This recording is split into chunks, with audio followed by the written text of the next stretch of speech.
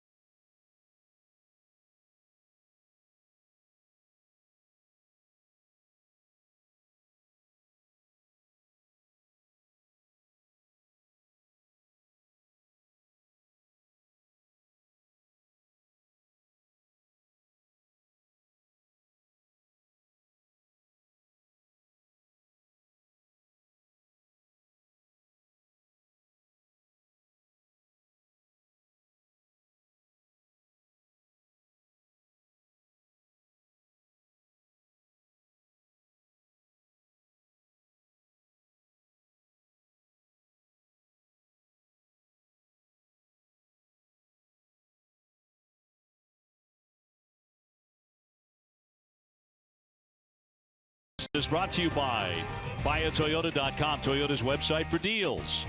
By Dunkin' Donuts, America runs on Dunkin'. By Subaru Retailers of New England, supplying award-winning all-wheel drive vehicles throughout New England.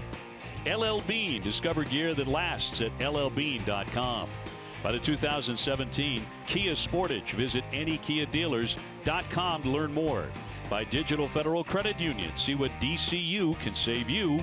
And by Southwest Airlines, transparency, low fares, and nothing to hide. Red Sox and the Astros on a gorgeous day here at Fenway Park. Red Sox trying to get back on the winning side of things right now with a record of 22-14, one game behind the Baltimore Orioles. Time for a look at the Astro lineup. It's brought to you by your New England Chevy dealers. Jose Altuve will lead things off, followed by George Springer. Had a big home run last night. Carlos Correa, the shortstop. Colby Rasmussen left. Marwin Gonzalez at first. Luis Valbuena, the third baseman, followed by Preston Tucker, the designated hitter. Jason Castro does the catching, and Jake Marisnick is the center fielder and number 9 hitter.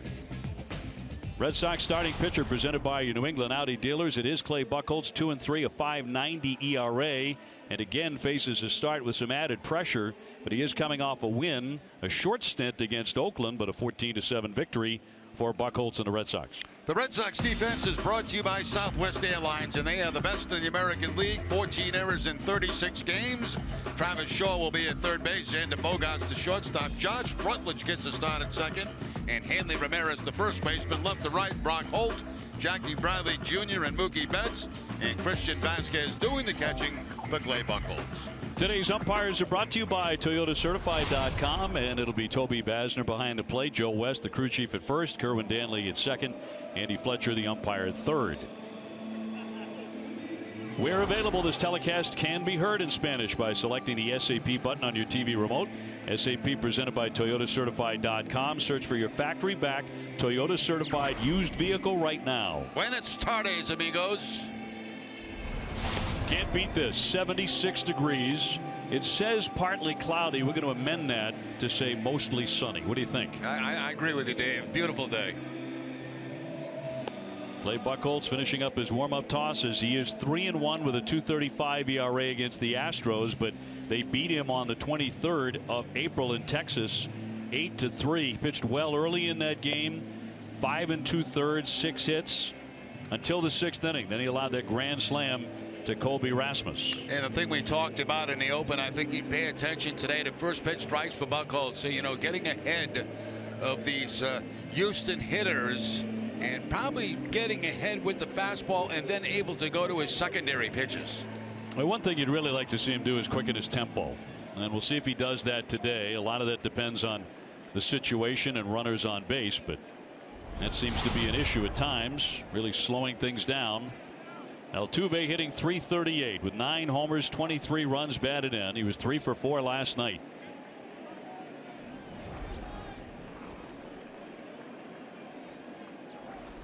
Buchholz was about to deliver the first pitch and then walks off the edge of the mound.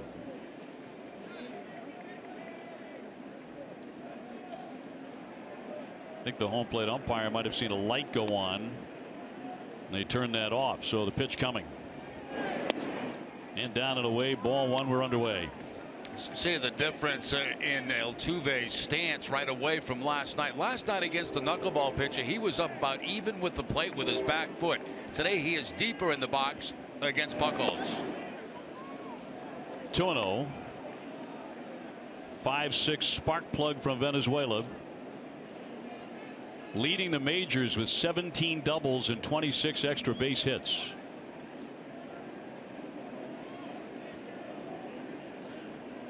Springer on deck. Here's the 2-0. And there's a rocket drilled toward the wall right away. That bangs back to Holt. It's going to be a long single, so no extra base hits this time as Holt played it particularly well off the green. But Altuve is swinging a hot bat. 7 straight games now for Altuve. He jumps on the cut fastball right there from Buchholz and plants it very hard off that left field wall. And a very nice play out there by Brock Holt. That ball almost got by him, which would have made a 2-base hit. Altuve going hard. He's thinking about 2, but not here at Fenway Park. He has to put the brakes on and get back. But he is a threat to steal. 13 steals on the season, only caught 1 time. So Springer the batter, 268 with 8 home runs. He crushed number 8 on a curveball from Matt Barnes last night. That proved to be the game winner. Really feel like the Red Sox missed an opportunity last night. They had a 5-1 lead and one of their best starters on the mound, and I realized it was raining and that was tough for Stephen Wright, tough for both pitchers in last night's game, but had an opportunity with that early lead. And this is an Astro team that has not played well in the early going. You kick them and they might roll. Broken bat. Here's Bogaerts with a nice stab, and the Red Sox will turn 2. Xander got to that quickly, moving towards second base. Now, we talked about Buchholz throwing that fastball early in the count to get ahead. Now, it was a first pitch fastball to Altuve, and now a fastball again on the first pitch to Springer. And that's kind of a nice double play there because it brings the shortstop closer to the bag. It makes that flip easier. Rutledge has his back to the runner, but had time to spin around and get the out at first base. Nice job by Rutledge on the pivot. Dustin Pedroia just with a day off today, so that's why he's not in there. Jackie Bradley will be batting out of the 2-hole today. They see Bogaerts going to his left, and you know, by the time you tag the bag and turn around, you really don't know where the runner is, and fortunately, he was not that close to be able to take out Rutledge. Here's Correa. .269 with 5 home runs. He's 1 for 6 against Clay Buchholz. 21-year-old who was a star as a rookie last year when he hit 22 homers.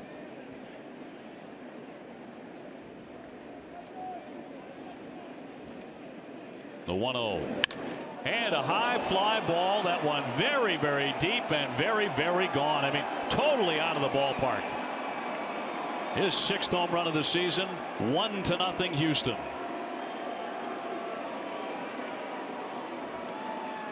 A no doubter.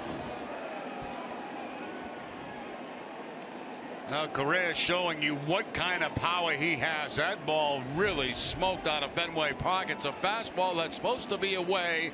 It missed its location. It stayed inside, and Correa just absolutely loses it. So they have hit a couple of bullets right away. Altuve's off the green monster, and this one completely over it. That'll send up Colby Rasmus.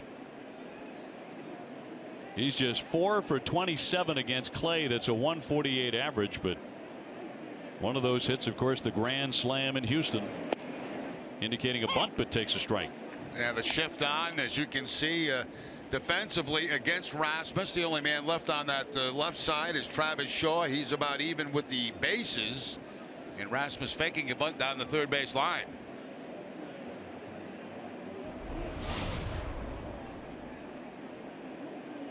That grand slam, the one that beat Clay in Houston, and that's down into the dirt.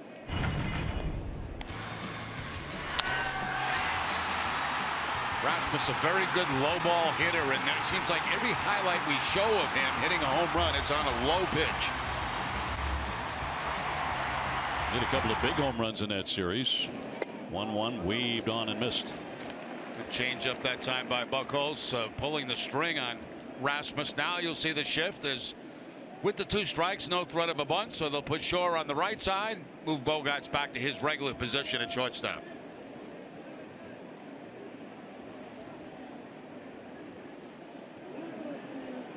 The righties 1-2, and a little looper that's going to find a home in left field. It drops down for a base hit, their 3rd hit in the inning. You know, we had that first inning home run by Correa, and last year Buchholz gave up 6 all season long. So far this season he has given up 7.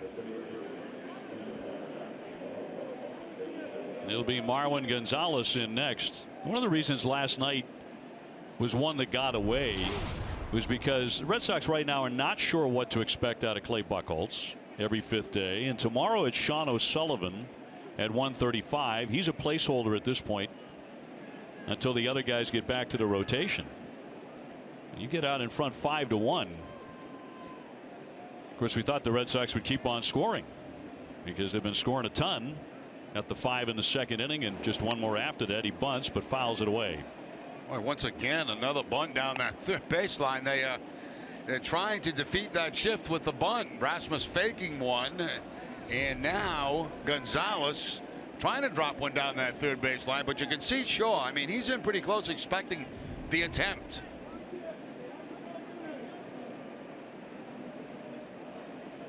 Off the line at third base, 2 down and a run in on a mammoth homer by Carlos Correa. Rasmus off first base.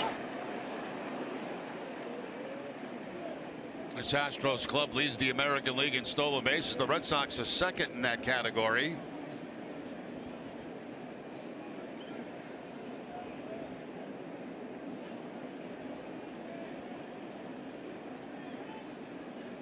How about that eye black? That's a bit of a different look there from Rasmus.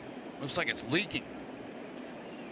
Looks like William Wallace from Braveheart. 0-2 to count. That is a different look, isn't it? Looks like Halloween. It's got the right colors, at least in the jersey. 0-2 on Gonzalez. And Buchholz really slowing down his tempo here. And time is granted pretty late there to Gonzalez by the home plate ump Basner. Yeah, that's very late that time, and the umpire does not have to grant time at that position, but he did. As you see, Gonzalez, he'll try to call time very late here, and he gets the call.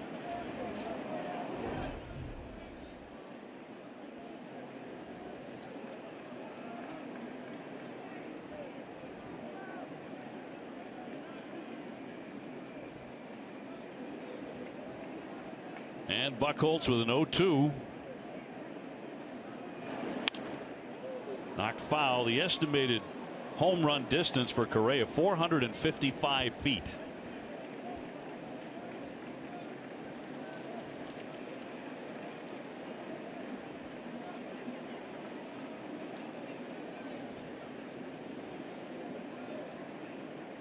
Gonzalez, a switch hitter.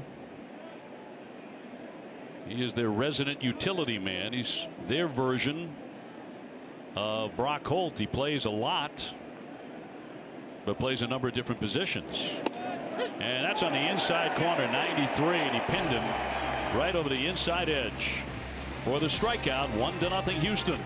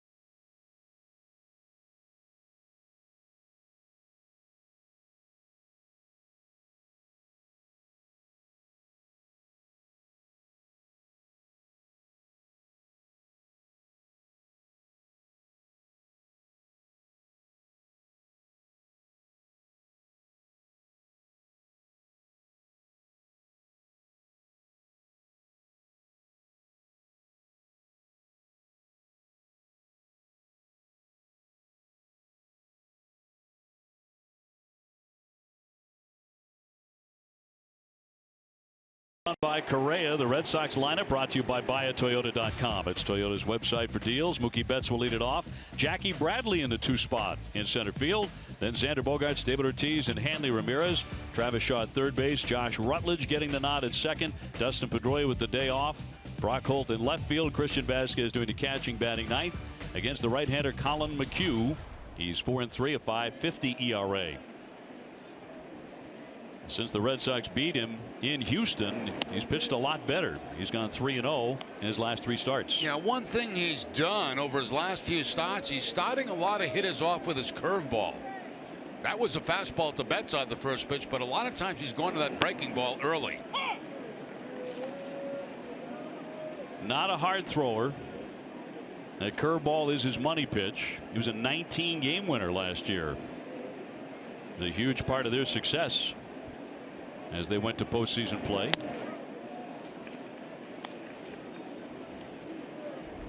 Mookie batting .252, 6 homers, 25 runs batted in. He was 3 for 3 off McHugh in Houston. And another hit for him right up the middle. The Astros defense is brought to you by DraftKings. They are 10th in the American League with 21 errors in 37 games. Luis Valbuena at third base, Carlos Correa the shortstop, Jose Altuve at second, Marwin Gonzalez the first baseman, left to right, Colby Rasmus, Jake Marisnick, and George Springer. Jason Castro once again doing the catching this afternoon. Brings up Jackie Bradley Jr. Last night extended his hitting streak to 19 in a row. It's the longest in the majors this season, as he went 3 for 4 with an RBI, hitting .341.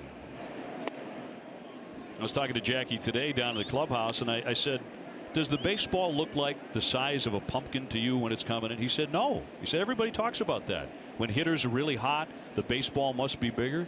He said, no, I just feel like mechanically I'm in great shape. My swing's in great shape. And obviously he's an incredibly confident hitter right now. Yeah, you see the ball better, too. You know, when you're in swings like stretches like Jackie's in right now. You know, everything mechanically for him's working perfect, so that allows you to be comfortable at the plate. You pick up the baseball early, it seems. You pick up the rotation early. Multiple hits in 6 consecutive games. During this hitting streak, he leads the majors in just about every category. As he fouls that one away, caught a piece of his foot. Leading the majors in OPS, slugging percentage, RBIs, hits, triples, and extra base hits. And even though he wears a guard on that right leg, he still takes this one. Looks like maybe a little bit above the protective guard that he has.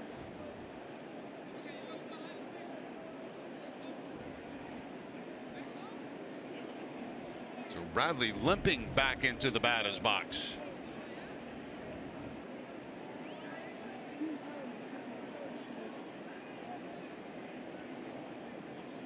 The second time he has ever started a game in the 2 spot in the lineup. And already Mookie aboard at first base. 1-0 Houston.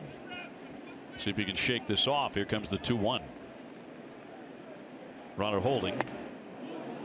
2-2. You know, the reason Jackie in that 2 spot because Dustin Pedroia's got the day off today. I think if Pedroia was playing, they would have stayed with the normal lineup where Bradley was hitting 9th. But the logical choice to put in Pedroia's spot is Bradley because he's so hot.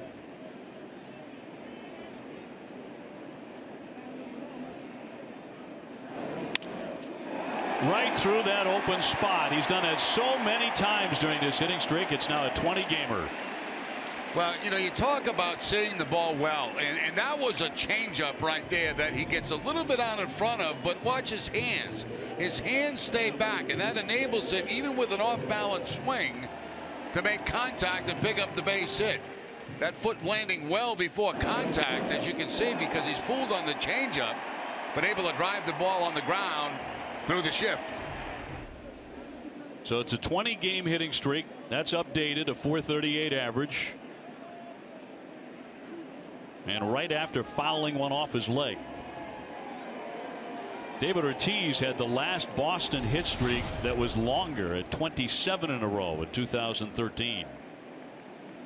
And that'll bring up Xander Bogaerts, checking in at .333. He's hit in 8 consecutive games. And a breaking ball in for strike 1. And we talk a lot in this series about Pedroia holding close the runners at second base, especially Altuve. Altuve is doing the same thing here now with Mookie Betts. As you can see him very, very close. And then you got to bust yourself to get back into position if there is no throw to second. Fly ball into right center. Marisnick racing back now toward the track and can't get it. Onto the warning track. It bounces into the bullpen. He misplayed that ball. He came in on it initially. Took a great big bounce, and in to score is Mookie Betts, and the Red Sox are on the board. They have tied it just like that. Marisnick not happy with himself because he knows that was a catchable baseball. It's going to be a cut fastball, as you can see, and Bogaerts taking it to the opposite field. And you're right, there was a little step it looked like in by Marisnick, and then he couldn't catch up to it. You see how upset he is with himself on that particular play. So 9 in a row for Xander, hitting .421. He picks up the automatic double and an RBI, his 19th. And the Red Sox at it again in the first inning. Nobody out. First three men all have hits. Here's Big Papi hitting .309.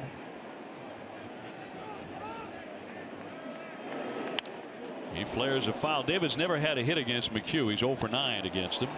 And once again, you know, McHugh starts him off with the breaking ball. He did the same thing to Bradley. He does the same thing to Ortiz, the curveball on the first pitch. Up and down the lineup, the Red Sox seem to get a very good look at this guy. In Houston, he lasted just 4 innings, gave up 10 hits against the Red Sox. Here's the 0-1. Check swing and fouled away. David upset with himself that he made contact on that cutter.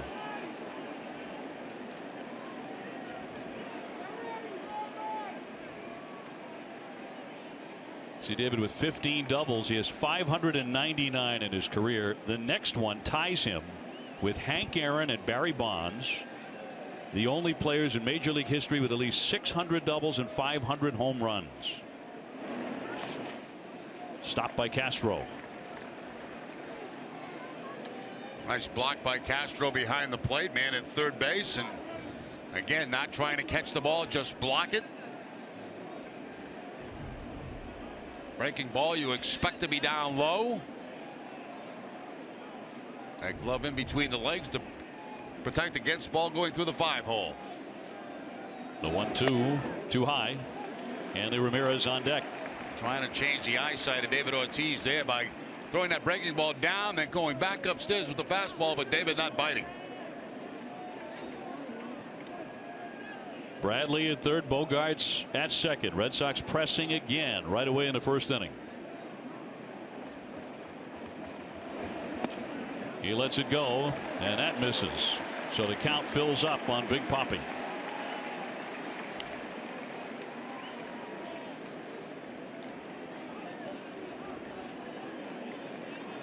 David has homered 6 times in the last 13 games.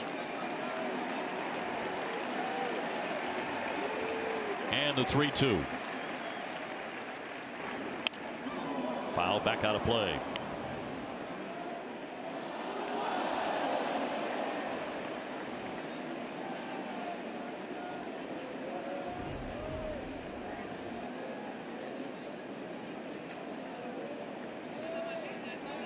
Said they look a couple of times in this at bat. I think saying to himself that pitch was up too high.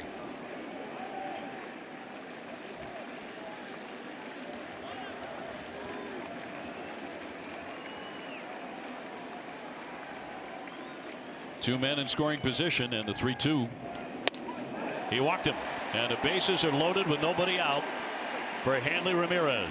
You kind of expected that, you know, from McHugh. It's you got first base open, Ortiz at the plate. He throws him a high fastball. Let's see if he'll chase it. He doesn't, just takes first base, and what that does, it brings up Hanley, but it also gets a potential double play to end the inning. So being very careful with Ortiz here in the first inning with 2 men in scoring position. But Hanley has really warmed up. Now a 5-game hitting streak, and during the streak he has 9 hits and 18 at bats and 5 RBIs.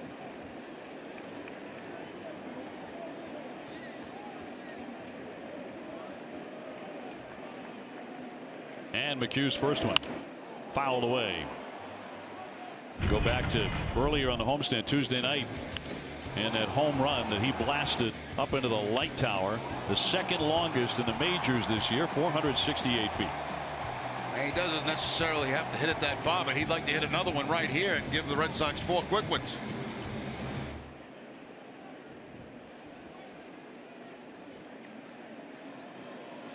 Red Sox have homered in 14 straight games.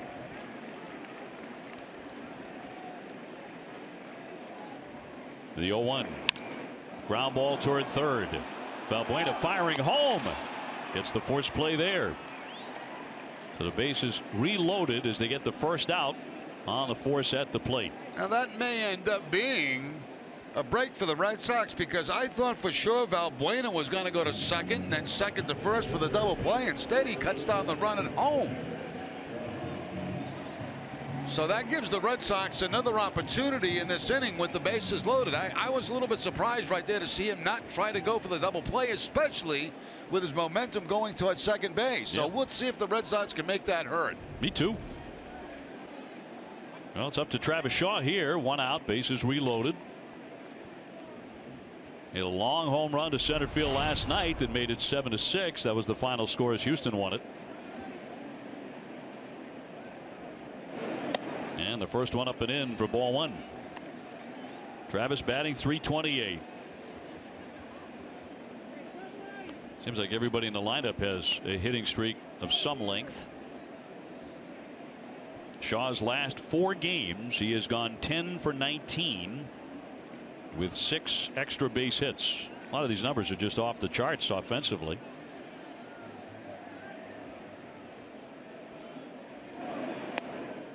A strike.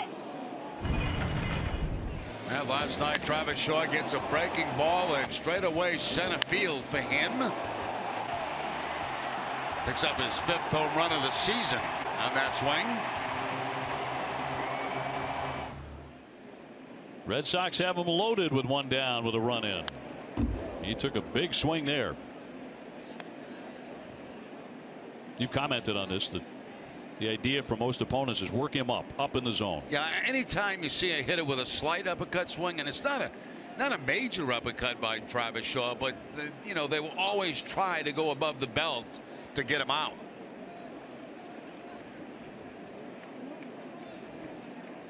Bogart's at third, Ortiz at second, Ramirez at first. A check swing, and he held there and a pitch into the dirt. A big slow curveball. Now this will be an interesting pitch coming up. You know, he shows him curveball in the dirt. Now let's see if he goes back upstairs with something hard.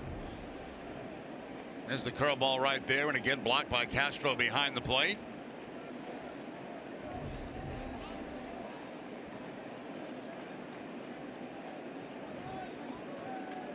Well, McHugh in trouble right away. The Wolf is at the door for him in the first inning. We're tied up 1-1.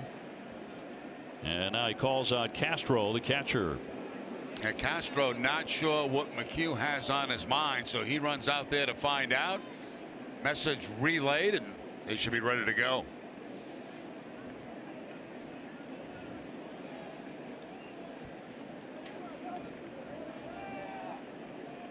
Two and 2 on Travis Shaw.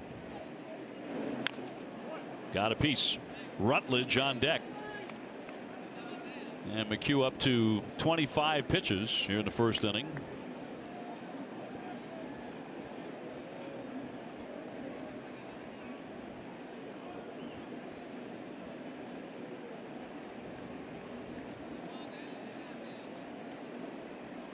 Shaw trying to cash in. Here's the 2-2 again.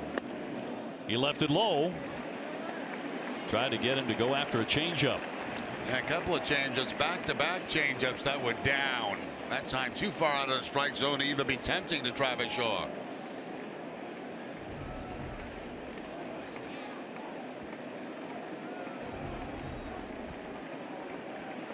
The count is full, and so are the bases. Here it comes. Ripped but foul. That got into the stands in a heartbeat. Somebody made a play. I should say so, with the glove once again. Yeah, that was a bullet too by Travis. Hey, bring your glove to the ballpark and put it to use like this fella.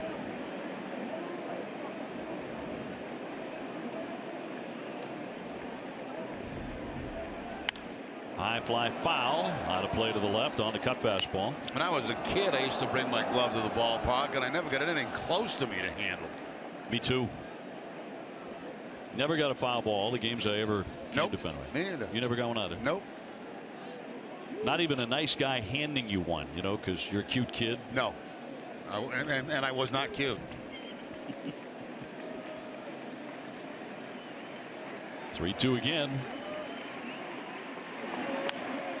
He's really making it work. Yeah, it's a very good at bat, and again the Red Sox trying to make him pay for not getting that double play to end the inning. It's that high fastball again that time, and Shaw are able to foul it off. Here comes the 10th pitch of this at bat for Travis Shaw. Bases loaded. Bogarts, Ortiz, Ramirez.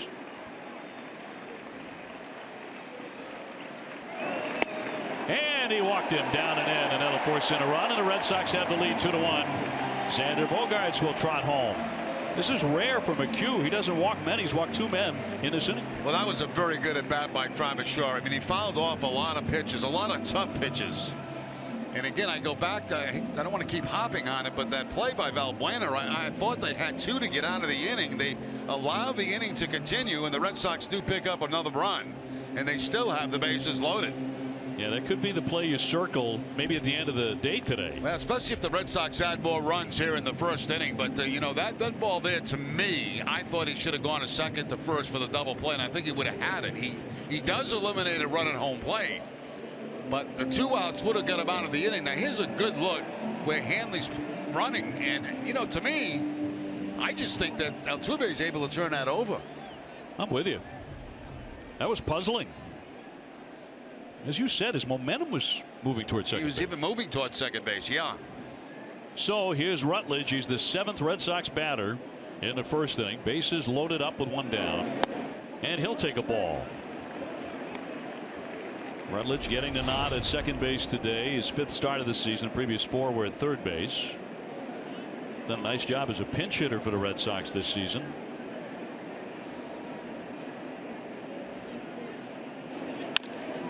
Chop towards second. Altuve to Correa, got 1, and on to first they turn the double play. So that time they do turn 2.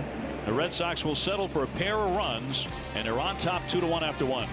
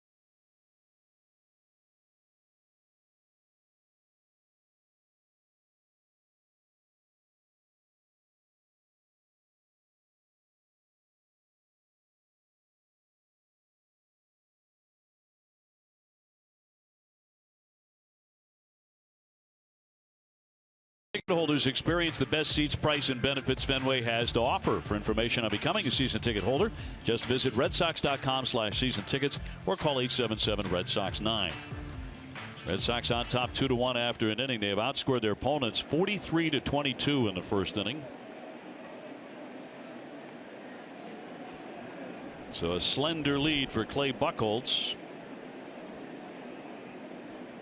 A couple of shots off Clay in the first inning. One of those by Correa, a mammoth home run. Here's Valbuena, and he looks at a strike. There's that strike, that fastball strike to get ahead in the count, down and away from Valbuena. He's only hit 1 home run, hitting 196. He was out in front on a changeup. Yeah, so far the few changeups we've seen from Buchholz have been very good ones, down in the strike zone.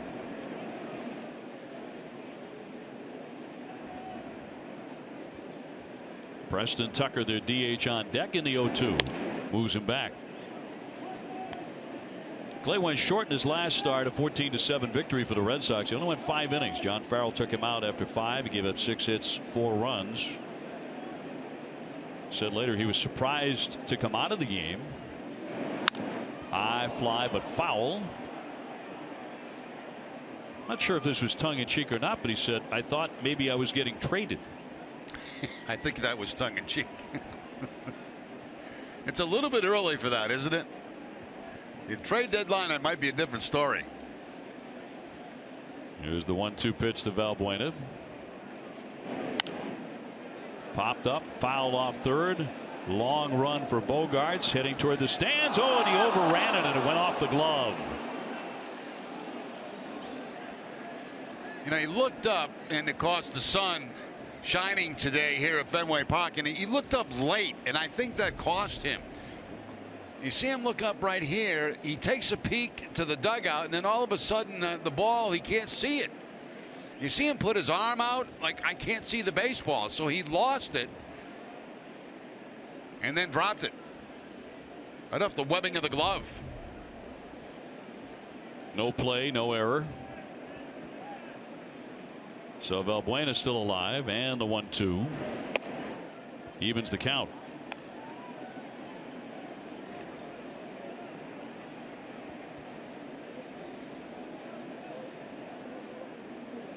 Red Sox ahead 2-1 here in the second inning. Last night a 5-game winning streak came to an end.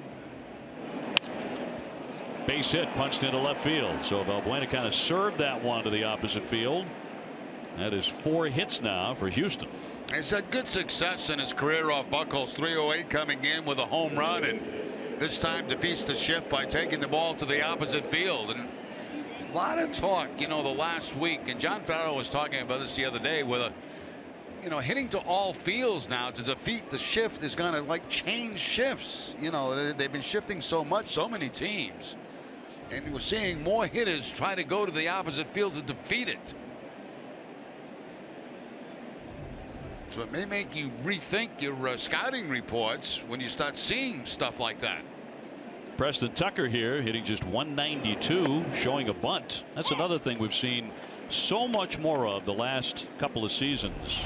Even if there is no intention to drop down a bunt, with the big shift on the fake bunt. Yeah, and I don't get the fake, because that's not doing anything. You know, I mean, if you got a bunt down there, bunt it.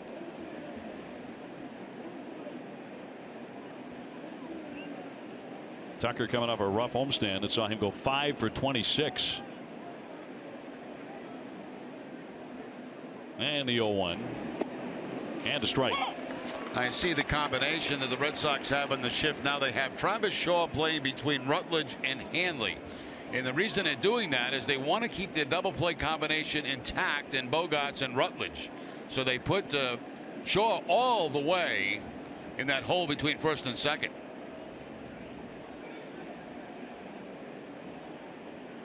Buchholz got a double play out of Springer in the first inning. He chases back Valbuena. Little cat and mouse game going on here with Hanley. Hanley waiting to put the tag back on him. Valbuena looking inside the glove. And the 0-2 pitch. Fouled back by Tucker. Hanley likes to mess with base runners. We saw him do this with Coco Crisp the other day. Coco went out and put a little foothold in it, dug out a little foothold that he wanted to get his lead off of, and Hanley came off the back and erased it with his foot. Yeah, that's Hanley. You never know what to expect when somebody gets down to first base.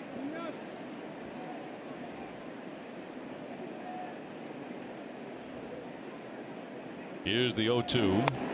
And that just missed. That didn't work that time for Vasquez, but you could see him before the pitch tap the umpire. Well, coming inside, tap his knee, and they tried that two-seamer inside, but they did not get the call. Watch Vasquez. I'm coming inside. We're coming inside with this pitch. It's a two-seamer, but it did not come back enough. A ball and 2 strikes on Tucker. Red Sox ahead 2-1 in the second inning.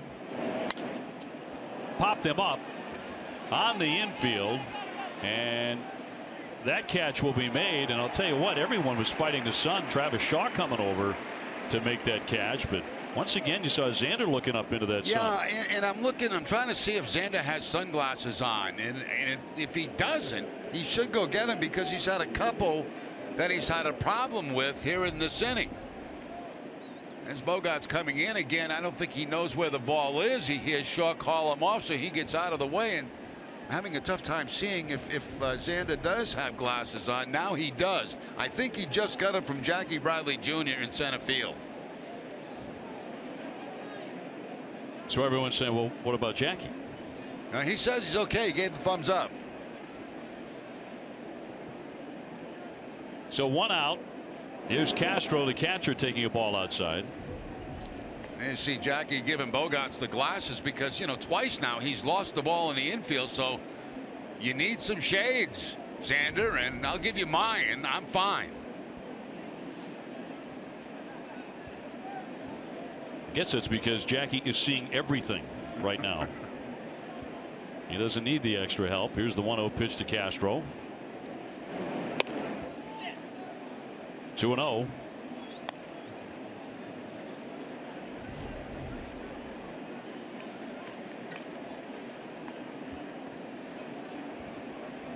I'm talking with Mookie Betts there.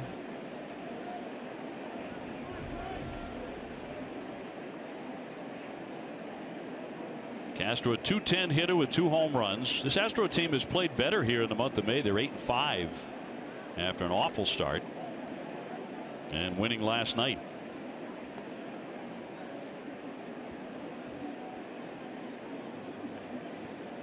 Last night, just a miserable night for everybody. The rain never stopped. Slowed down from time to time, but it never did quit. The game was never delayed, and that one is flared foul.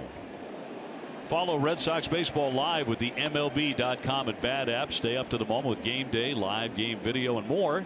Download MLB.com at Bat on your smartphone and tablet today. What a day today is.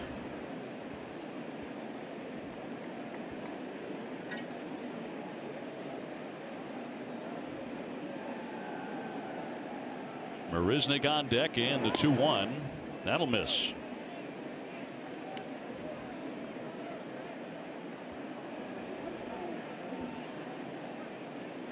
Buchholz with a good track record against Houston at Fenway Park, although he's seen a lot of different personnel, but 3 career starts against them here. He's gone at least 7 innings. He's allowed 2 earned runs or less every time.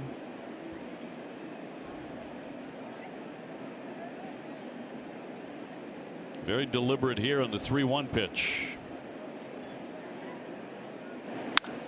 Rocketed, but foul.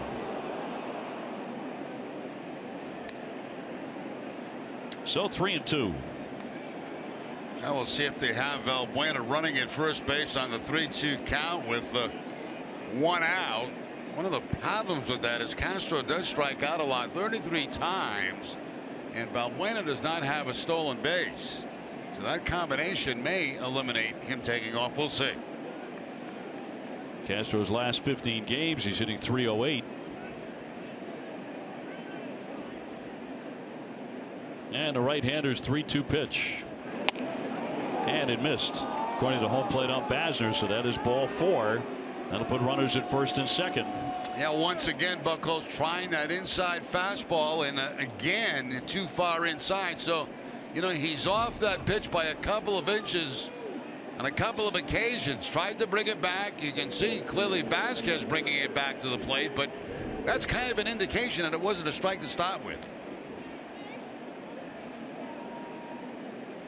So trouble brewing here. The Astros with runners at first and second. Jake Marisnick, the hitter.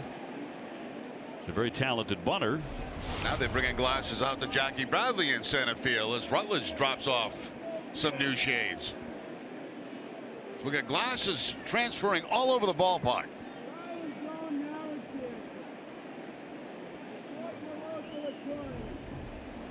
There's Rutledge doing his job, running out the glasses to Jackie.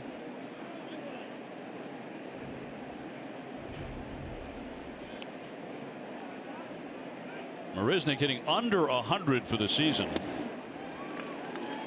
thought the guy who came ultra prepared, it seemed a little over prepared at the time we saw him at first base, but maybe not, was Rasmus, wearing the eye black and the sunglasses. And you see a lot more of that today. People just put it under their eyes and no particular design. More designs in the game today. No throw to second. A little more style. It's all about style, isn't it? Well, for some people it is, yeah. It's a big conversation in baseball, big theme in the early part of the season. As that one is up and in and spun him around. I mean, Bryce Harper kind of touched on it, trying to make baseball more fun again. It was a big theme, and some of the old timers like Goose Gossage shot him down. They've got a guy on their team, Gomez, who sometimes gets himself in trouble with the flamboyance, but he doesn't back away from it. Outside, 2 balls and 1 strike. I saw a clip the other day. Somebody took John Lockie deep, and the hitter, whoever he was, just kind of stood and watched it, and Lockie didn't like that at all. He was screaming at him as he was heading down the first baseline. Lockie said, "I have a long memory." 2-1 foul back, 2-2. Well, how do you come down on that? I mean, there's a lot of talk about this in baseball today. Yeah, it's tough, because I played in a day where there was none of that.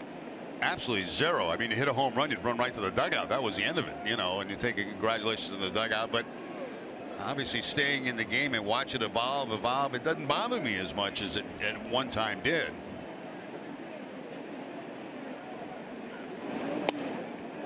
Just inside. He did not get the call there. Could have been a strike. Count goes to 3-2. Again, not missing by very much, and that ball could have been called a strike, as you mentioned, Dave. That ball looked like it did have the bottom of the strike zone. First and second for Marisnick. Red Sox ahead 2-1 at the moment, and 2 on, and the 3-2 pitch. Fly toward right along the line. Rutledge right there and makes the play up against the fence in fair territory. The runner at second will tag. Balbuena down to third. Betts, I should say, down that right field line, and he made a nice play right into the wall. That is a very nice play by Mookie Betts, because that wall in that area really gets on you in a hurry. There's just about no foul territory, as you can see exactly where Mookie Betts is going. He's got the glasses on. He makes the catch just in front of the that ball not far from being a home run. Not far at all.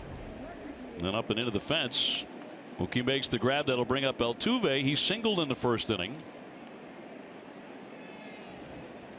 Eventually put out in a double play, and then Correa hit a home run. First and third with 2 down.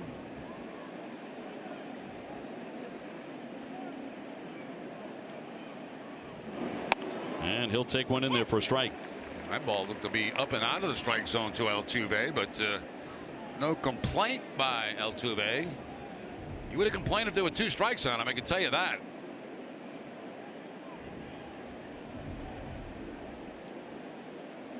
So Buchholz trying to get out of a jam here with 2 away. And the 0-1. And he wouldn't go.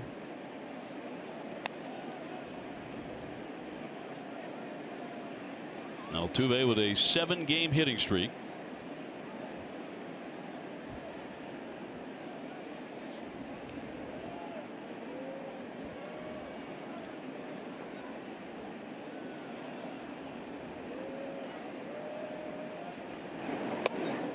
High and tight, and moves him back to make it 2-1. We talked about a changeup earlier, how he was able to get it down in the strike zone. Not that time. He just lost the grip on it, and that changeup goes up and in to Altuve.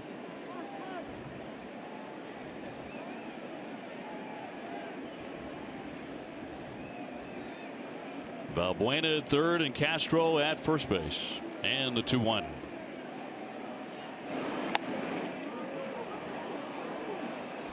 They tried that curveball and missed with that, so it's 3-1.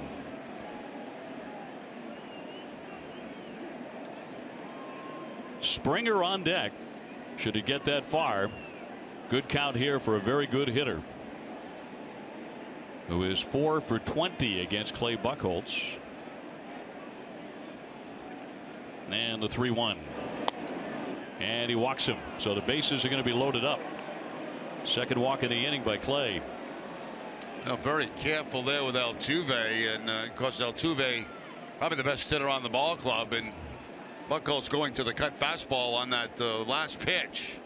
Walks him to load the bases. Kyle Willis out to the mound.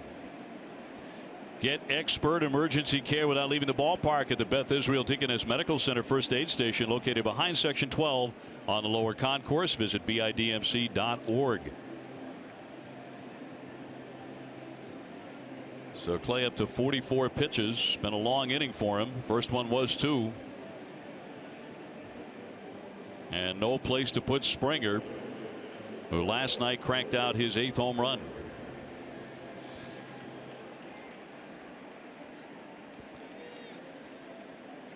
First time up, he hit into a double play today.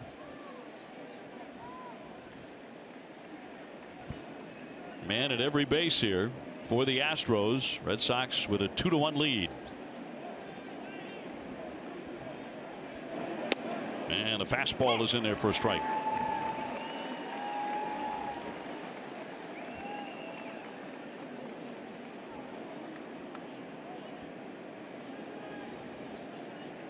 Springer 3 for 5, drove in 4 runs last night in their victory.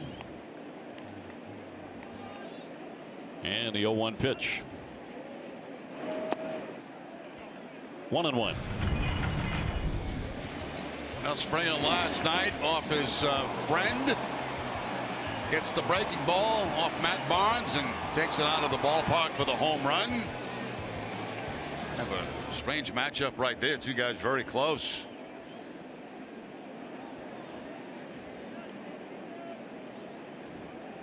The 1-1 coming. Would not chase. Barnes said after the game he did not regret the pitch. Probably just the location of it.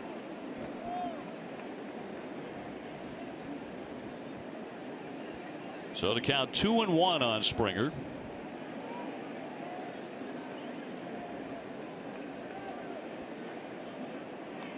Valbuena, Castro, and Altuve leading all the way around. Here comes the 2-1. Check swing, and that's inside.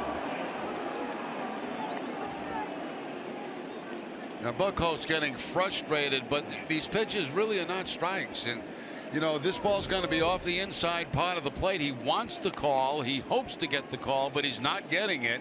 And I think it's starting to frustrate him.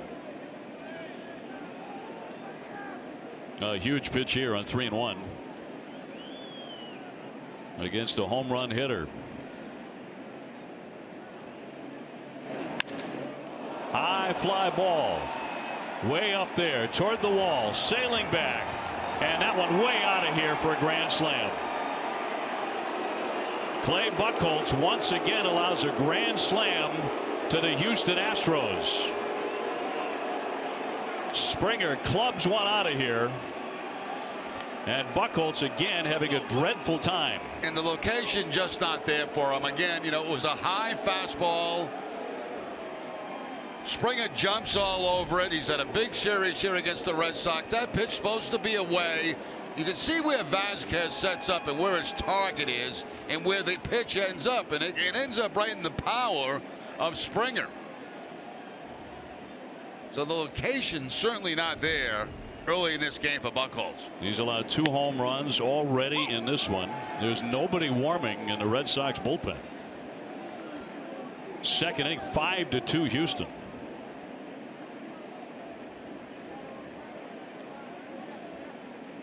And Correa, who's already hit one a long way, chops that one to short. Bogart's in time to get him, but Clay Buchholz hearing it a bit from the faithful. Springer with a grand slam. 5-2 the Astros.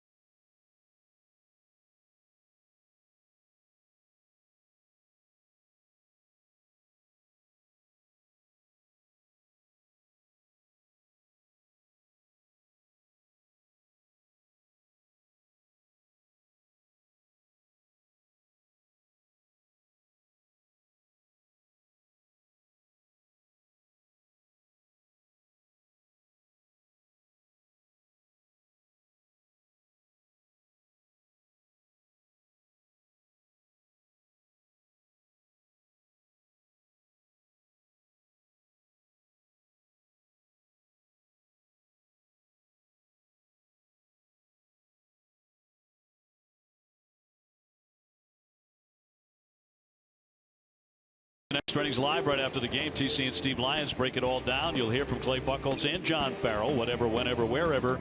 Who but W.B. Mason. So 5-2, the Astros in front for the second straight start against Houston. Clay Buchholz allows a grand slam. And the Red Sox looking up at the Astros. And more trouble for the Red Sox right-hander as Brock Holt leads things off here against McHugh in the second inning. A single, a walk, another walk. The ball fours really hurt Buchholz.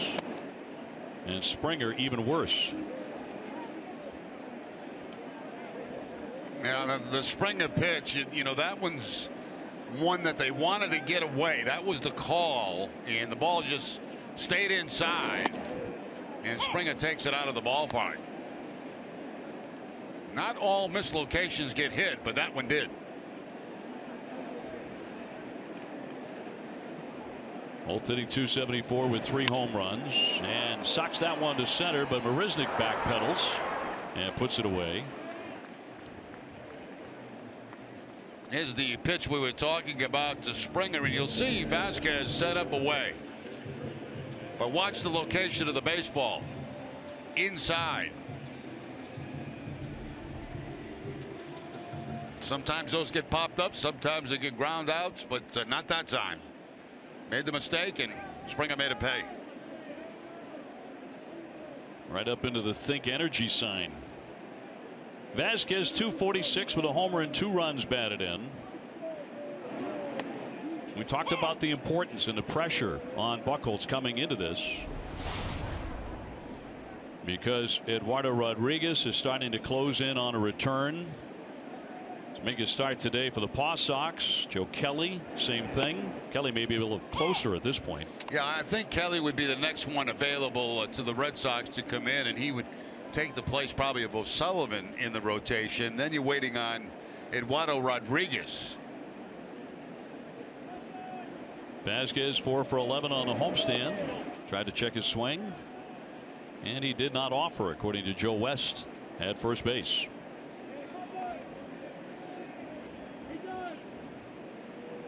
Mookie Betts on deck. Red Sox got off to a quick start with 2 runs in the first inning to take a 2-1 lead, but Houston has just added 4 after they got 1 in the first.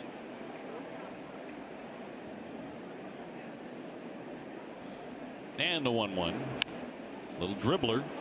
Here comes McHugh, and he'll make the tag to get Vasquez.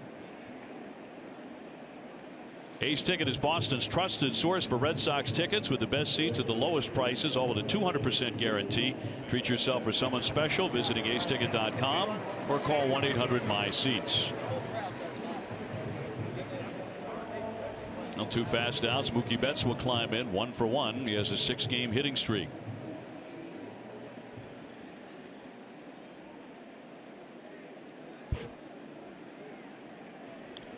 He is 5 for 6 against the right-hander Colin McHugh, and takes a ball.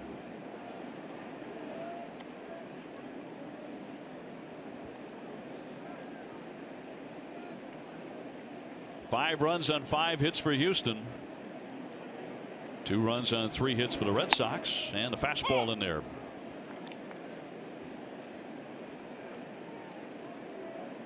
Mookie loves to hit at Fenway. He's hitting .342 here his last 36 home games.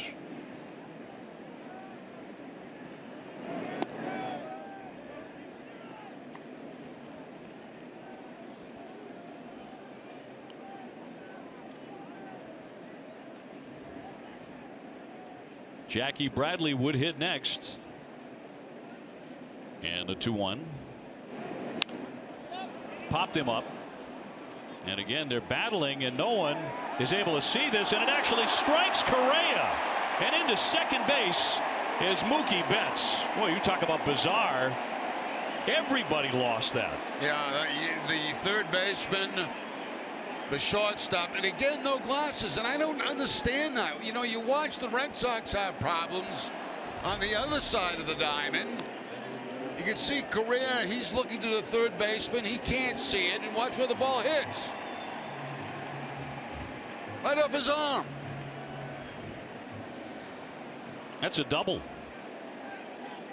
I mean, you would have to think, unless you're just totally uncomfortable wearing glasses, that they're needed out there today.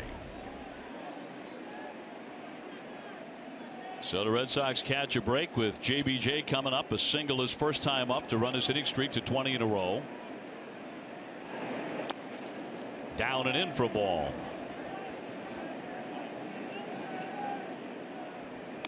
Well, everybody fighting that sun.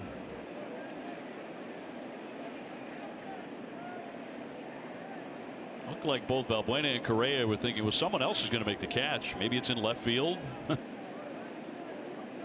Amazing. They were guessing.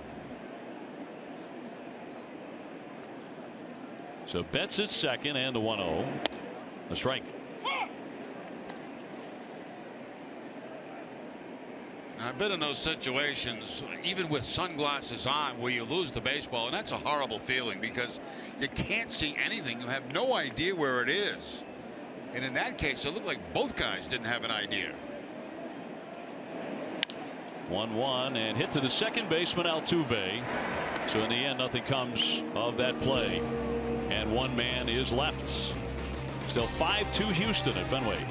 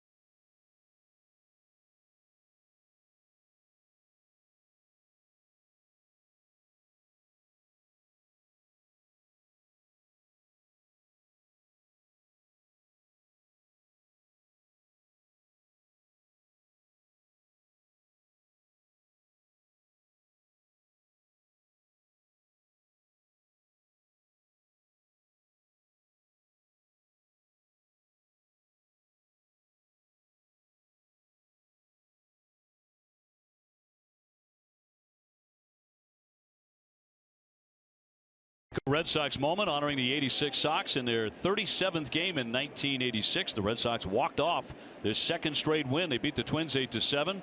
Mark Sullivan hit by a pitch with the bases loaded. That scored Wade Boggs and gave the Red Sox the victory.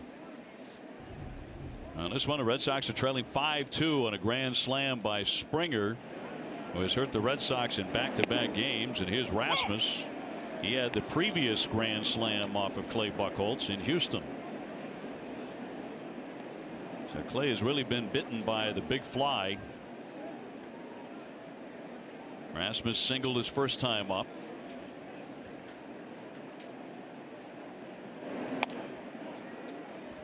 DraftKings is the official one-day fantasy baseball partner of the Red Sox. Experience the thrill of playing on DraftKings now.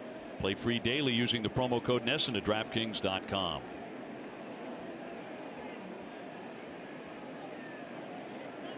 And the 1-1. Shot off the glove of the first baseman. It gets by Rutledge and into right field. Now that's two base hits that Rasmus has now against Buchholz, and both have been on a curveball. This time the breaking ball is pulled by Colby Rasmus, and you can see that last hop just exploding on Hanley Ramirez. Gets by the dive of Rutledge, and even if Rutledge makes the play on that, it's still going to be a base hit for Rasmus. Another hard hit ball off of Clay Buchholz. Sends up Marwin Gonzalez. He struck out looking in the first inning. So Rasmus is now 2 for 2. That is 6 hits off of Clay today. 0-1.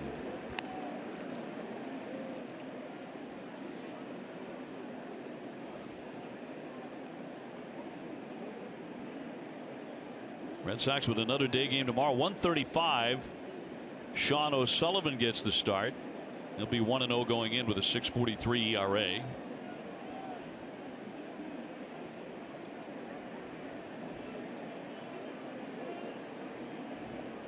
And the 0-1.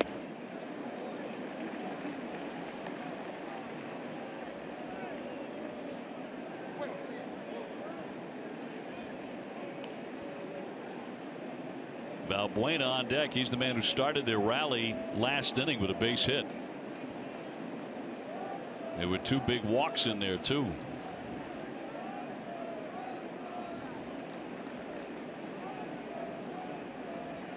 And the 0-2, and he buried it.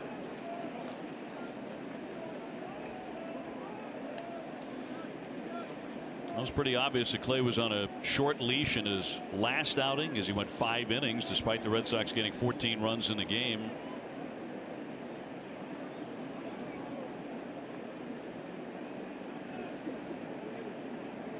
Here's the 1-2 pitch.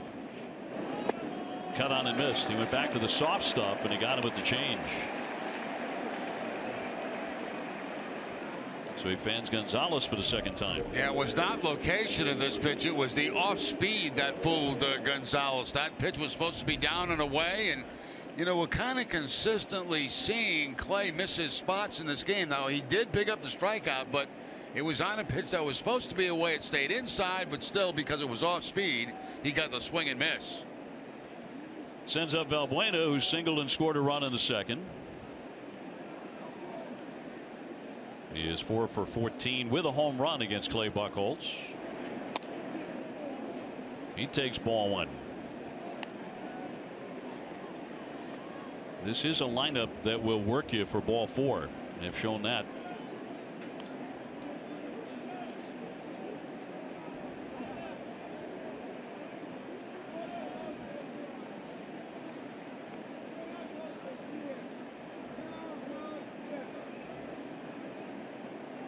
Buchholz again really slowing it down here. Here comes the 1-0. Throw over to first and diving back in is Rasmus. Rasmus, a cleanup hitter, but he will run every now and then. He's got a couple on the season.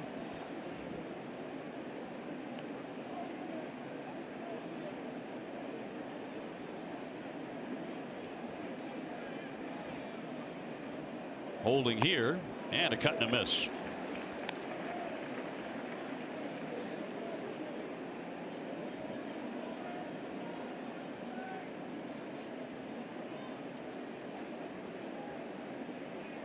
Now Buchholz came in with an ERA of 5.90. That's gone up to 6.64. With his troubles here today, he's allowed 2 homers. Here's the 1-1. Off the end of the bat, foul.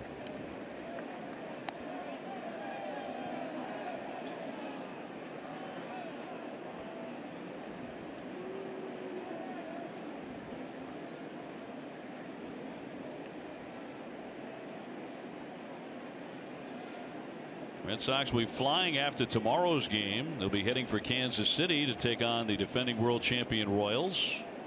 That's a 3-game series, and then head back to Fenway. Fought off again. Recently, the best pitch for Buchholz has been that changeup. Changeup to strike out Gonzalez. Buena just getting a piece of that one. There's the changeup again. It's going to be down. It was supposed to be away, but it's down enough and off speed enough to get the foul ball.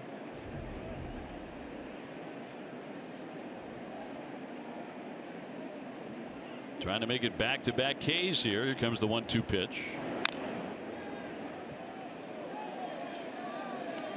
Tomorrow at 6, don't miss the Ultimate Red Sox Show presented by AAA. We take a look at the Sox offensive depth with Dave Dombrowski. Plus, Gordon Eads provides some historical perspective on David Ortiz's final season.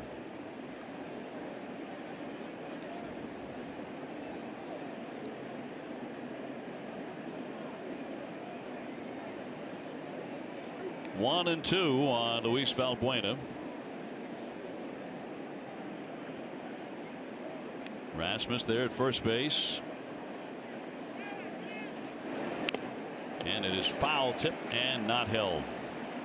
And once again, he tries that changeup for a put away pitch, but Valbuena able to just foul it off.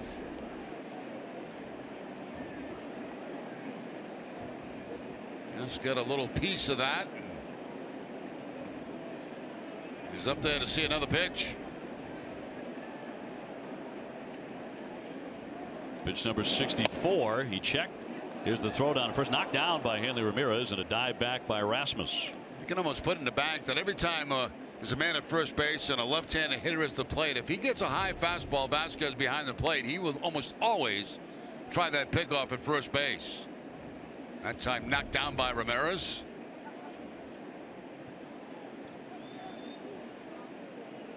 Two balls, two strikes. 5-2 Houston in the third inning.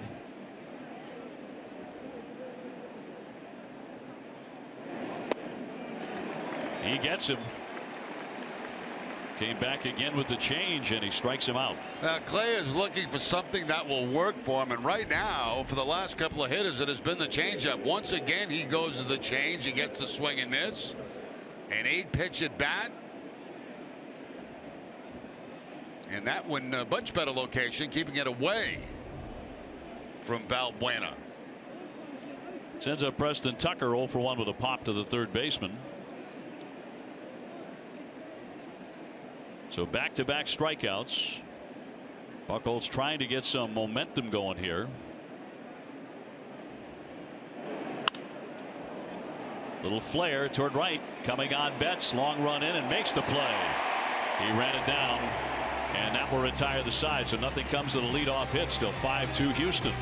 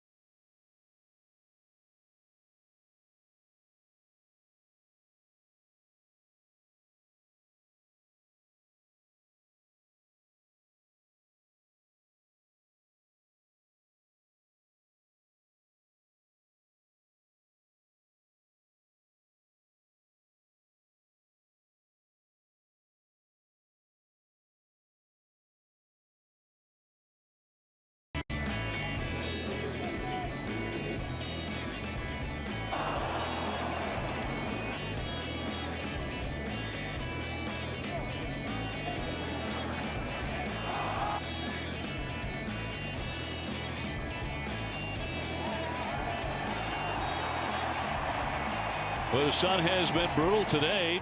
The Houston Astros with a 5-2 lead as we go to the bottom half of the third inning. Xander Bogaerts had an RBI double his first time up against Colin McHugh. And he pops this one high, and we'll see if this is trouble again. Coming on Springer, Altuve going back out, and he easily makes that play. One away. There's no question who was going to make that play. Altuve just waving his arms, waving everybody off it. Goes back, he gets it under control, and then he starts letting everybody know, I've got it, don't come close to me.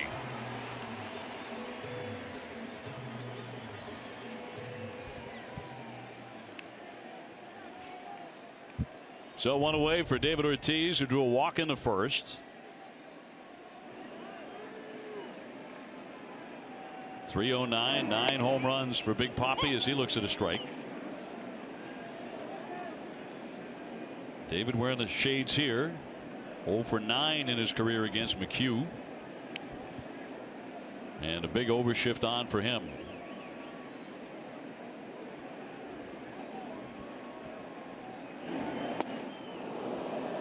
A roundhouse cut on a curveball. Has not seen a fastball yet. A changeup on the first pitch, and now the breaking ball, the curveball, gets the swing and miss from Ortiz.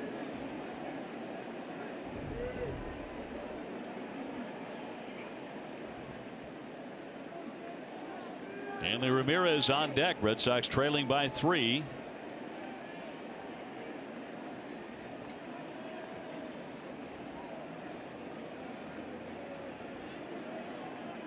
And the 0-2. Still no fastballs. Breaking ball again, that time in the dirt. No chase by David.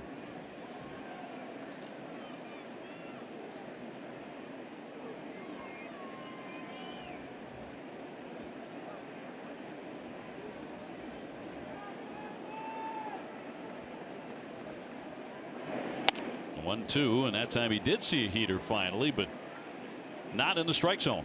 Yeah, that was one just to show Ortiz that fastball up and in.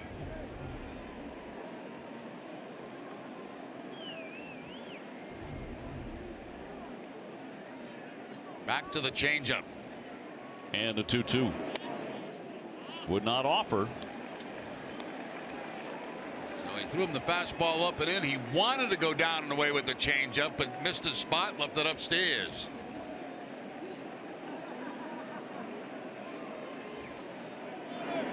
3-2. There's a drive. High and deep. Way back and gone.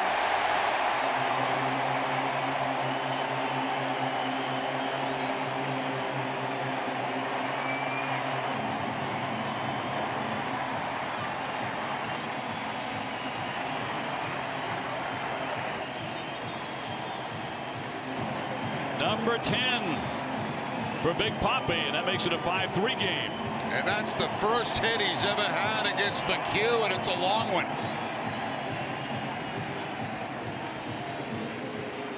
After wasting a fastball up and in, he goes with a cut fastball to Ortiz, and David jumps all over it.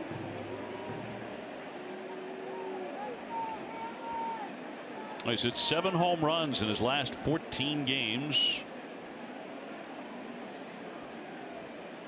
And makes this a 2-run affair for Hanley Ramirez. And a shot up the middle for a base hit. Speedway is proud to be New England's first choice for value and convenience for every Red Sox homer. Speedway donates $500 to Boston Children's Hospital. Stop by a Speedway store near you and pick up your Speedway rewards card and start earning points today.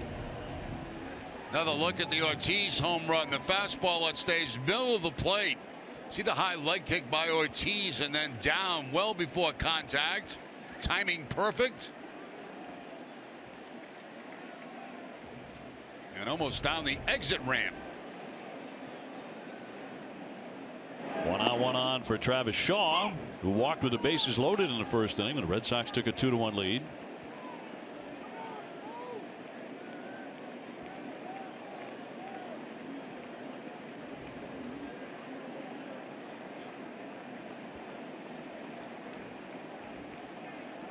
And the 0-1. He got jammed. 513 home runs for David Ortiz.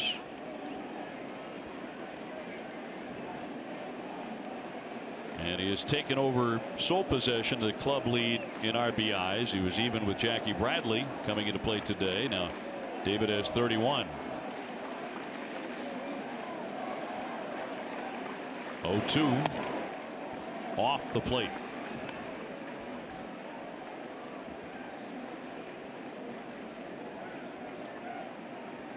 Rutledge would be next.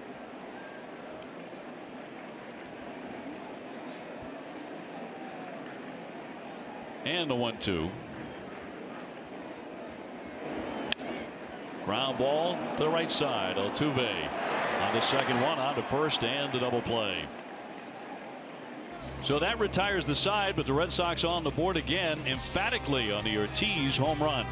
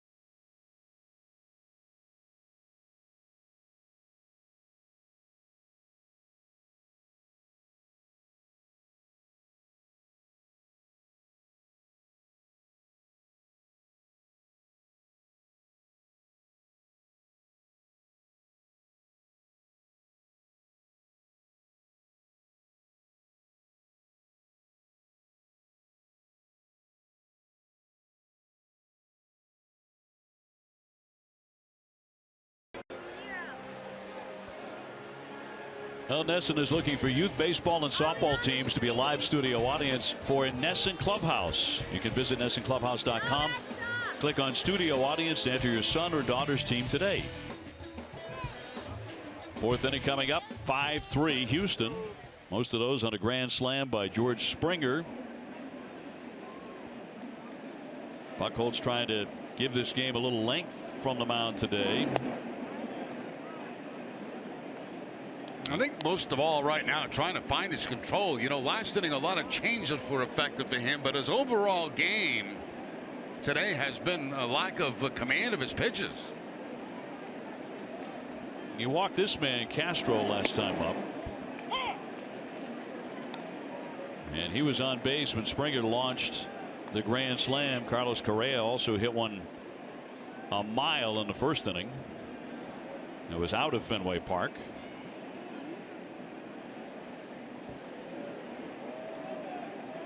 In need of a fast inning. Flying into center field. Routine play for Jackie Bradley. That's out number one. And a good start for Clay Buchholz. Marisnick will be next.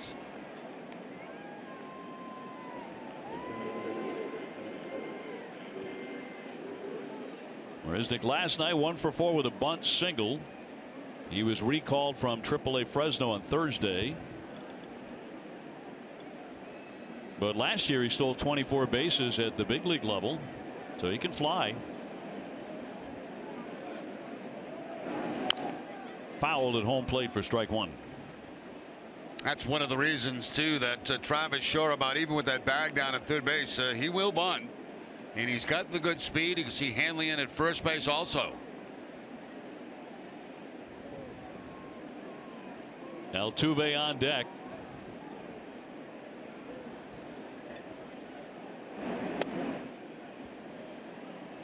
One ball, one strike.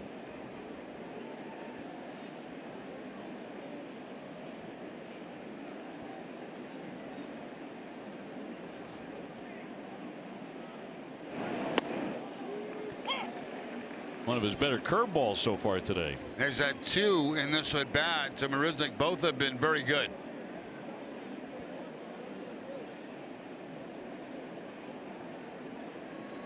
And the 1-2 home. On the ground is short. And Bogaerts gets him. This greater coverage of baseball brought to you by T-Mobile. Over the last 2 seasons, most hits. Jose Altuve, who's coming up next with 249, and Xander Bogaerts very close to him at 245.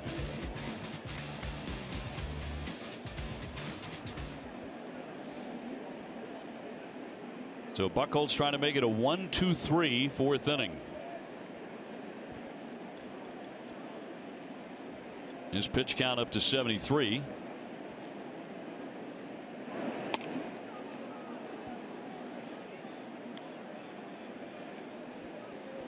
Already on base twice today with a single and a walk. He was aboard when Springer hit the grand slam. This guy hitting .342, and he's hit 9 homers. So really came out of the gate launching him, which is something at his size. Look at the last 14 against the Red Sox. One tough out.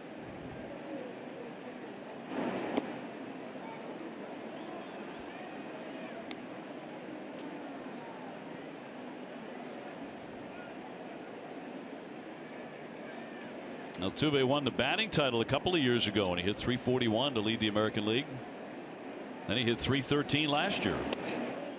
That breaking ball didn't snap much. Now I tried to throw it directly at Altuve, hoping it would break over the inside corner, but kind of stayed flat inside.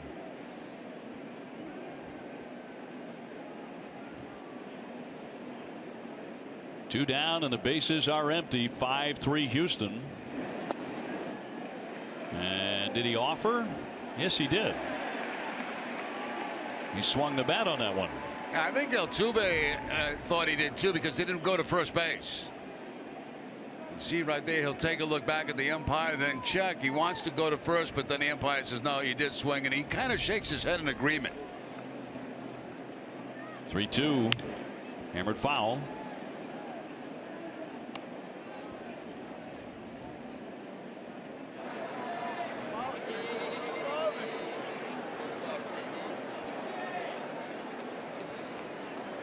Seems like everybody in the crowd brought their shades today. On this bright sunny day at Fenway, here comes the 3-2 to Altuve. And he missed with it. Second time he has taken ball 4. He's been on base 3 times. And that hurts too, because you got a couple of quick outs now. Altuve can quickly turn it into a double with a stolen base. So the Red Sox will have to keep their eye on him. Buchholz probably will throw over a few times.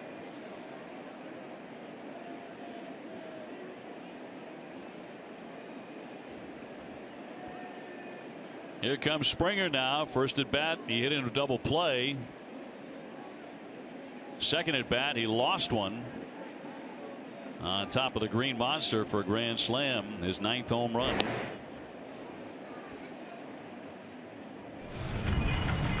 Once again, back in the second inning, you see Vasquez set up away, but look where the ball ends up. Inside. And Springer with the grand slam.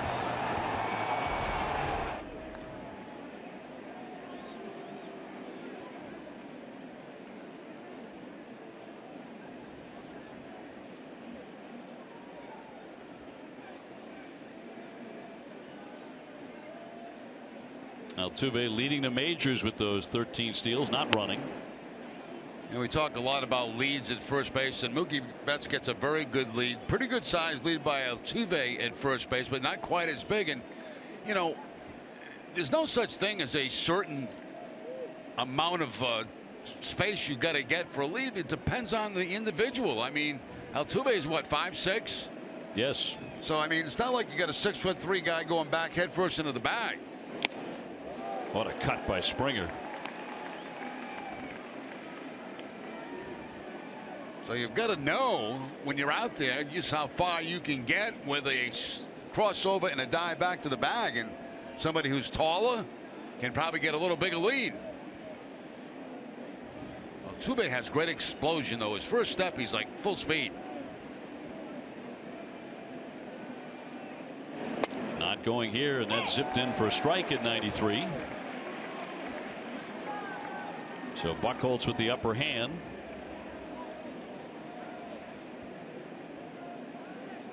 One ball and 2 strikes. There are 2 out.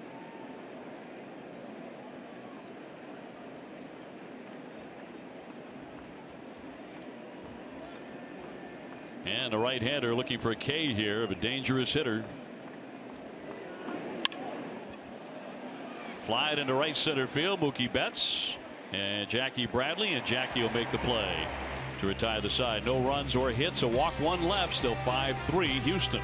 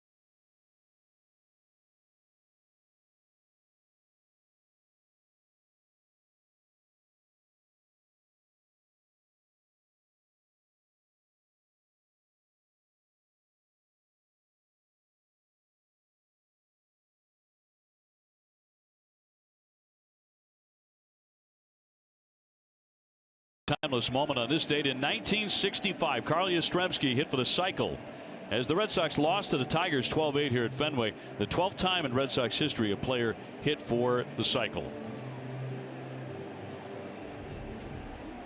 And the best moment for me all spring training was when Jerry Remy said, "You want to meet Carl Yastrzemski? Come on downstairs." Yeah, showing up at the main field for a couple of days and had a chance to go down and chat with him. Introduced Dave to him. Dave, well, Yaz was an idol for you. Both of us. Yep. I said to Jerry, "But I'm 8 years old. I can't meet Carl Yastrzemski." So I felt like it was great. And thank you so much for that. He was wonderful. Looked like in great shape too.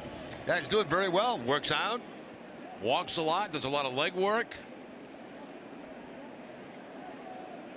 Rutledge hit into a double play in the first inning. 1-2 the count. He'll be followed by Brock Holton and Christian Vasquez. Of course, there's the last man to hit for the cycle for the Red Sox, Brock Holtz. Against Atlanta. Here's the 1-2. Sharply hit and down the line. That's going to keep on rolling. Rasmus gets to it on the warning track. Rutledge into second base. He'll slide in with a double. Now, very quietly, Rutledge has done a very nice job offensively for the Red Sox. Gets a breaking ball this time. The curveball Kind of a 12-6 curveball, Seven. Never got to 6 o'clock. And Rutledge takes it right down that third base line for the 2-base hit. He's thinking double right out of contact. Rasmus does track it down, but no chance at second base. So right away, a man in scoring position for Brock, who lined out sharply to center field his first time up. Hits that one right on the button, but that'll be caught by Springer, and a runner will hold at second base. You know, we've noticed in this series that the right fielder Springer has played a lot of the left-handed hitters over toward the Red Sox bullpen, and that time it paid off for him. That line drive looked like it might be a gap for Brock Holt. Instead, you look up and Springer's standing right there. So Brock twice has hit the ball hard, nothing to show for it. Vasquez 0 for 1. It's hit a ground ball to the pitcher. And Mookie Betts on deck. Mookie hoping to do some damage against a pitcher he really likes to face.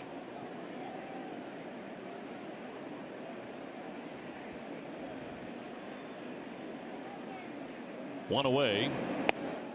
And a strike right on the edge of the plate, according to Toby Basner.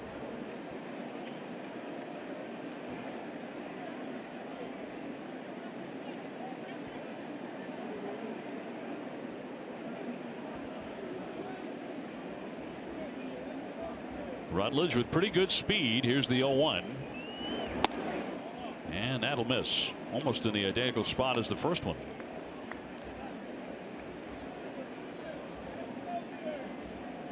Tried the fastball away, trying to pick up the outside corner, and exactly right. Look at the location of the two pitches, almost identical.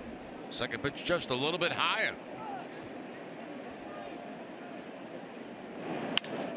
Line shot into center field for a base hit.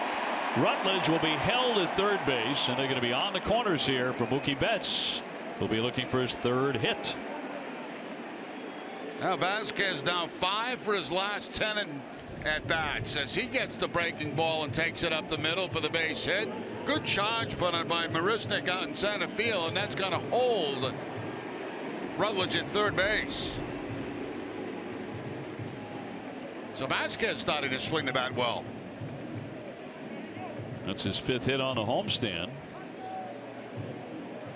Mookie has 2 in this one with a single and a double. He is 6 for 7 against McHugh. Is that enough of a sample to say, well, he really likes to face him for sure? I'd say so. You know, there's certain guys that you just feel comfortable against. You see the ball well against them.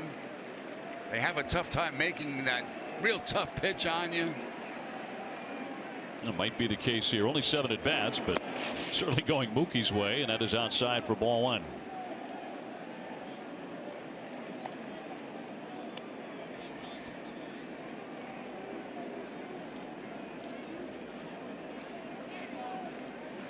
Houston on top 5-3, 1 down and 2 on for Boston.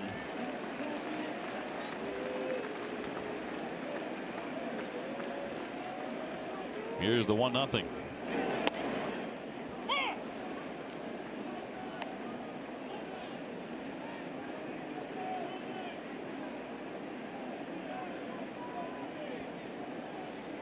Mookie getting on base and getting in. Rutledge and Vasquez get their leads, and the 1-1 pitch outside. Jackie Bradley hitting in a 2 slot is on deck. An off day for Dustin Pedroia. So Jackie moves up in the order. And he already has a hit today. Ground ball to third. Valbuena to second, on to first, and safe as the run comes in. Just that little burst of speed at the end, and the Red Sox on the board again. You get rewarded for hustling down that first base line by beating out the double play. The Red Sox were able to get a run, and that was well executed by the Astros infield. It's just that the speed at best was too much. He's hustling down that line, trying to get his ball club a run, and he gets it. So that'll make it 5-4. And no double play. Betts becomes the runner at first base for Jackie, who has singled and grounded out.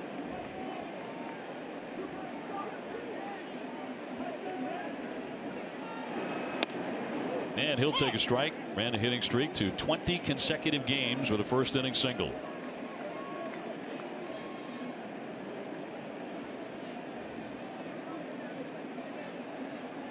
He had 13 RBIs in the Oakland series alone. Down for it, Correa. He'll go to first base. Made a nice play there, and that retires the side. But the Red Sox get another run. They have pulled within one. 5-4 Houston.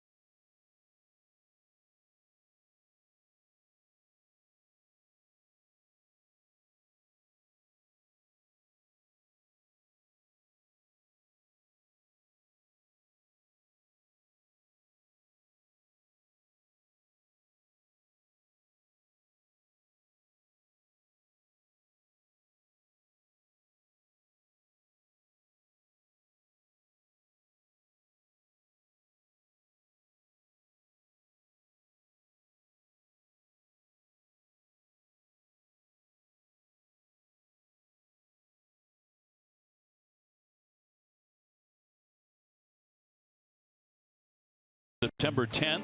That's part of the Plainridge Park Casino Fenway Concert Series. Tickets are on sale right now. And for tickets, visit redsox.com/Jason Aldean for more information.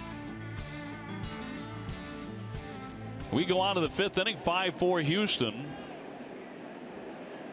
And you sense a very big inning for Clay Buchholz. He's taking on a guy here who homered in the first inning. And Clay appeared to settle in a bit last inning. He did walk a man, but it was his fastest inning so far as he got through it unscathed. And needs another one. Yeah, exactly right, Dave. Red Sox have got themselves back within a run now, and Clay's got to shut him down here to keep momentum on the Red Sox side. Red Sox have scored in the last 2 innings to pull to within one. Here's the 1-1 pitch. He was out in front. Good change up that time by Buchholz, pulling the string on Correa. Change up inside, but off speed enough for no contact, and that's where they wanted it, inside. 1-2, got him. He strikes him out going inside. That's pretty impressive. Change up inside, then cut fastball inside for Buchholz. So now starting to hit his spots a little better, which he really struggled with early in the game. But you could see clearly there that Vasquez, for 2 pitches set up inside, that's exactly where he got the ball and gets the out. His pitching line brought to you by Ace Ticket. He's at 88 pitches, 5 earned runs, most of those in a grand slam. Rasmus floats that one foul. He's gone 2 for 2, a couple of singles today. And Clay had that one outstanding start against the White Sox in Chicago, 7 innings, allowing just 3 hits. That was a rocky start. Then he got it going after a 2-run homer. And he was pretty darn near unhittable after that. Roped into right. How about Rutledge from right field? And got him. Well, the shift paid off perfectly.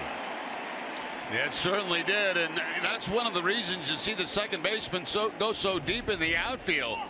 It increases their range on plays like this, the line drive. If he's in a normal shift on the infield, he doesn't get that ball. Line drive goes by him, but that gives him enough opportunity to take a couple of steps to his right, go into the dive, make the play. It was hit so hard he could still get Rasmus at first base.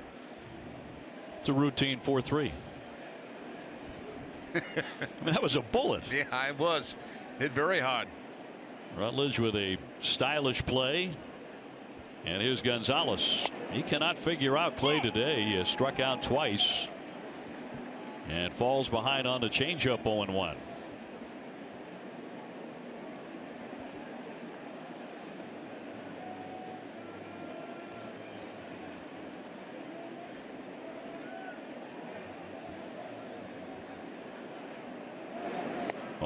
Man, he is right now searching against Clay Buchholz. That changeup has been devastating. Yeah, that to me all day long has been his best pitch.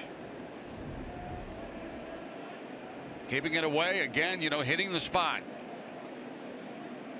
Certainly devastating to Gonzalez, who has struck out 2 times and is on the verge of doing so again. Wants to cut fastball. Whoa. I tell you, I love the way Vasquez taps the dirt like he does. And we've talked about this a lot. I don't want to overdo it, but it gives that hitter the impression that he's going to come inside, because you hear that, and then he jumps outside to change locations.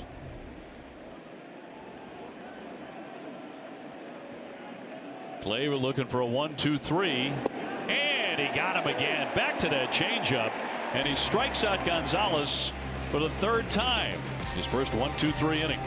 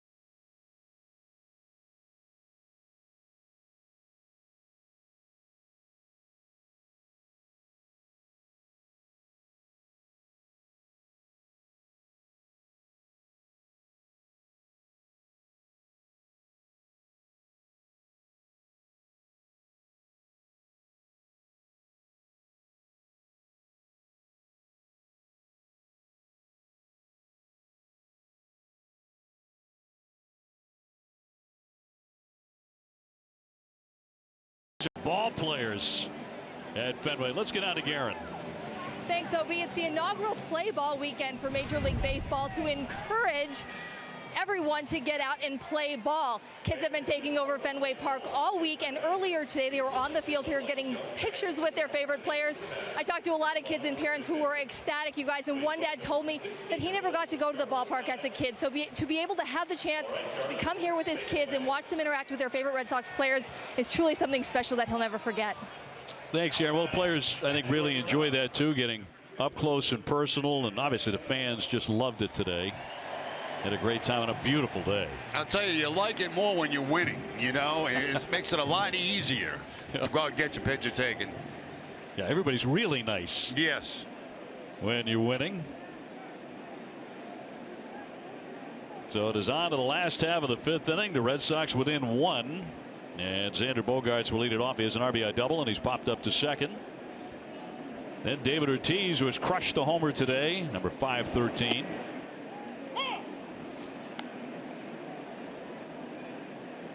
Red Sox trying to begin a new winning streak here today. They're going to have to come from behind to do it. McHugh's pitch nips the corner.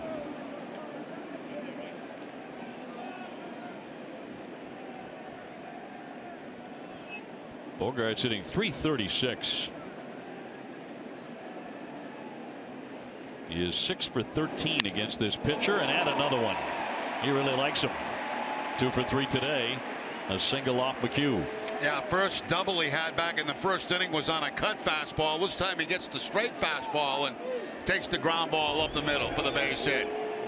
So the Red Sox coming on here in the middle part of the ball game. And David Ortiz is next. He homered in the third inning. That last time in the third, the cut fastball that stays on over the plate, and Ortiz with the long one.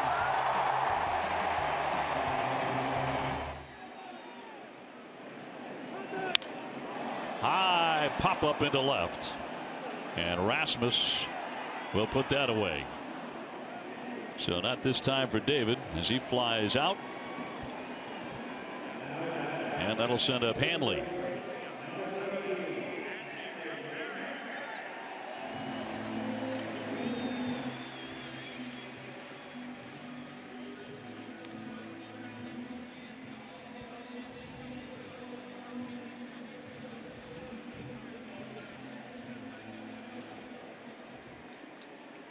Hanley 1 for 2 with a base hit.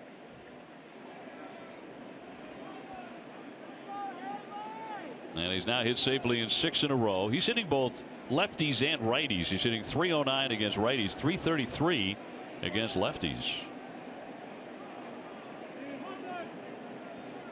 And the first one from McHugh is down and away. Red Sox have the tying run aboard.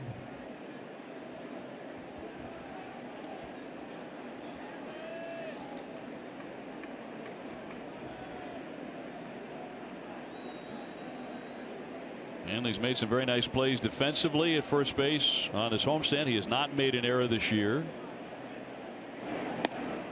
229 chances at first base without an error.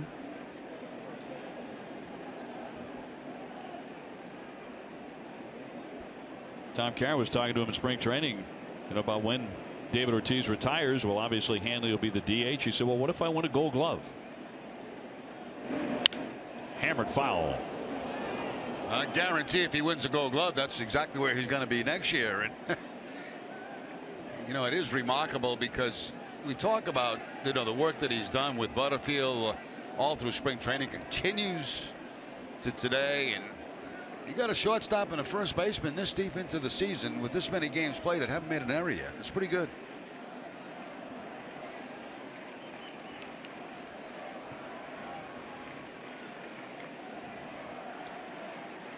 Bogart's with the lead, 1 man out. And the helmet comes off on the foul.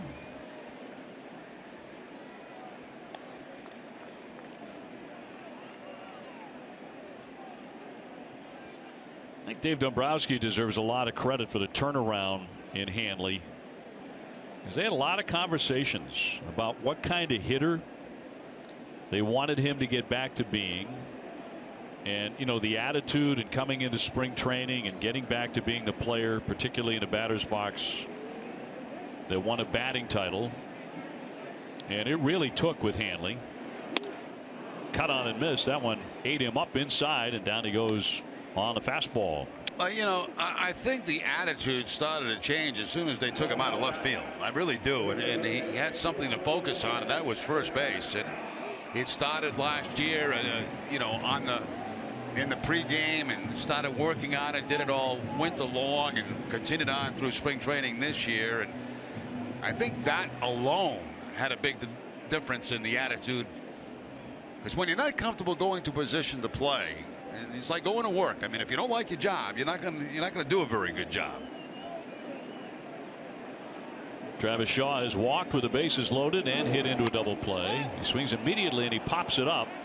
Correa going out and calling and makes the catch.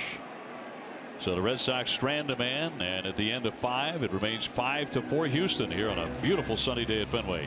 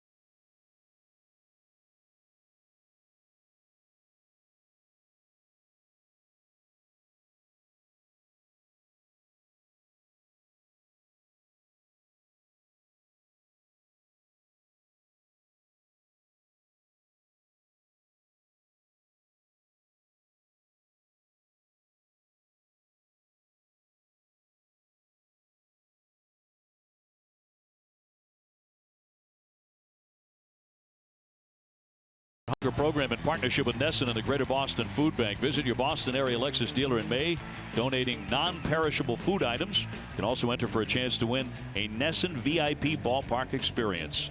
For more information, visit Nesson.com/Lexus. Sox do have bullpen activity. That is Tommy Lane. And a pitch count is up near 100 for Clay Buchholz as he works into the 6th inning. His best inning was the last inning when he got him 1-2-3 with 2 Ks. And probably working on his last inning, Dave. You mentioned the pitch count, the fact that he's getting into the 6th inning here. Valbuena, the batter, he has singled and struck out. He runs up to bunt but takes it. But we've seen about 4 attempts today bunting down that third baseline.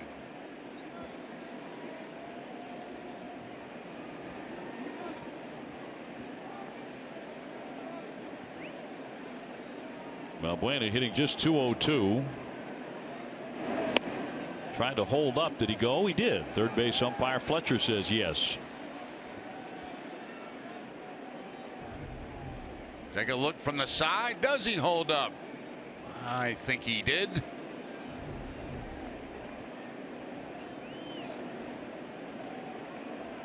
(2-1) coming. High pop into left. Holt battling the sun. And he's there. That sun ate some people alive today earlier. Pennant fever is going on right now at Jordan's Furniture. If the Sox and Yankees meet in the League Championship Series for the pennant, you could win free furniture and mattresses. It's pennant fever, and it's going on right now. Go Sox. 5 in a row retired by Clay.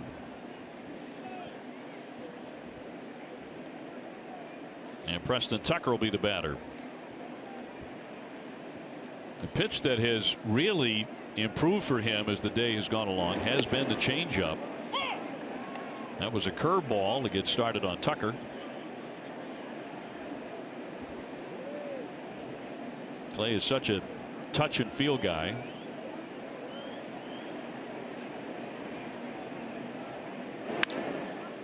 Another one off the end of the bat. Hold with another play. 2 up, 2 down. Yeah, it's almost like early in the game, Buchholz was searching for something that was working for him, and he finally found it in that changeup. And You know, since he's been able to consistently throw that, he's been able to shut down the Astros. He's retired 11 out of 12. The problem was early on he gave up 5 runs. Red Sox trailing by 1. The shift on now. 3 men stacked on the right for Castro, who has walked and scored and flied to center field.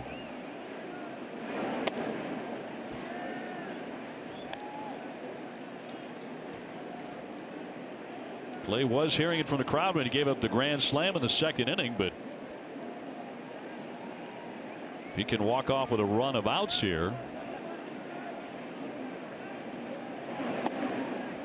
you might hear some cheering. The Red Sox are trailing though, and that despite the fact they have out hit Houston 9-6.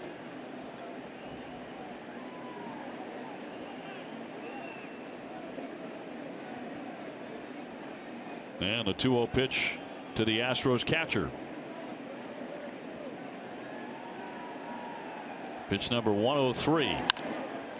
Ripped to right field. Betts racing back. That skips up off the bullpen fence, and that's going to be 2 bases. The throw is a little high, and in fact Buchholz has to cut it. So it's a double for Castro. There's that cut fastball again. A good solid contact by Castro as he plants it to the base of the wall. Left it in a good spot for a left-handed to hit. The knee-high middle part, inside part of the plate. One bounce against the wall. Good strong throw by Betts, but not nearly in time. So the Astros with a man in scoring position with 2 outs.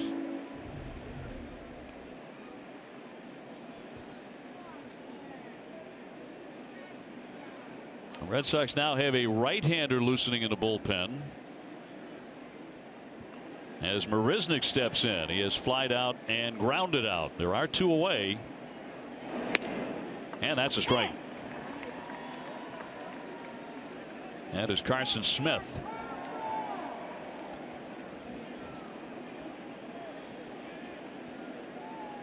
But he has just started to warm up.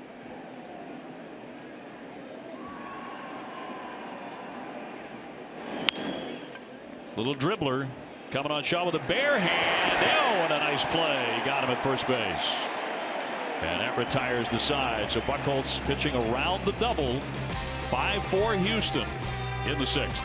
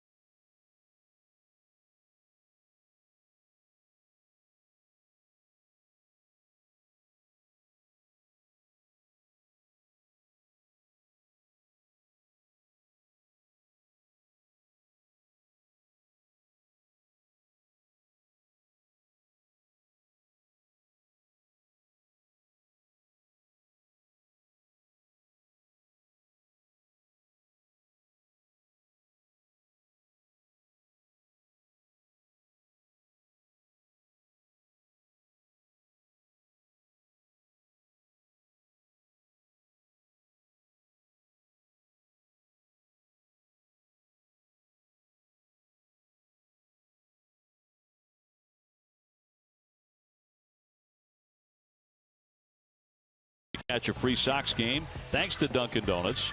Today we welcome the Kids and Disability Sports Program to historic Fenway Park. Dunkin' Donuts committed to the community. Sox trying to get even or better as we go to the bottom half of the 6th inning. Jerry Remy, Dave O'Brien, Garen Austin with it. Josh Rutledge has been part of it today with a double and a run. He's also hit into a double play. 1 for 2, and the starter Colin McHugh back to work for Houston. Red Sox have cut it to a 1-run game, and that's in there for a strike. You mentioned how effective Rutledge has been as a pinch hitter. He's 3 for 4 off the bench with 2 doubles.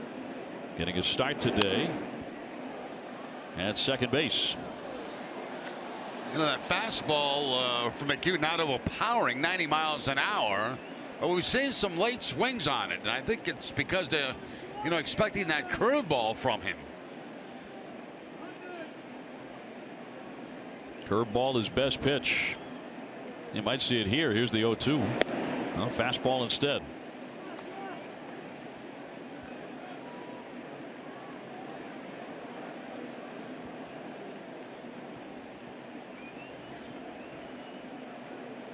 Right-hander out of Illinois with a 1-2.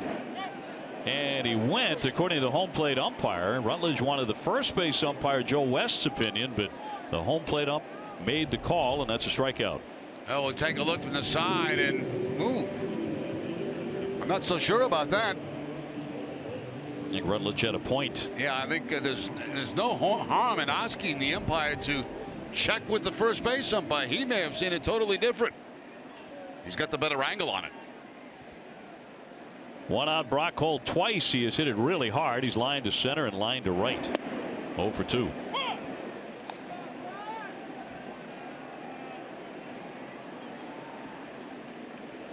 Brock in his career in day games is a .340 hitter.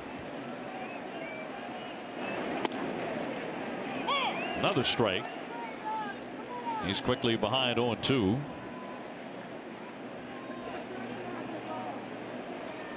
Vasquez on deck, 5 for Houston. Punch foul. Stay tuned for Red Sox Final, presented by Plainridge Park Casino. TC and Steve Lyons analyze the Sox rotation plus highlights from around the majors. Carson Smith still working in the bullpen, so it looks like he'll be coming on next.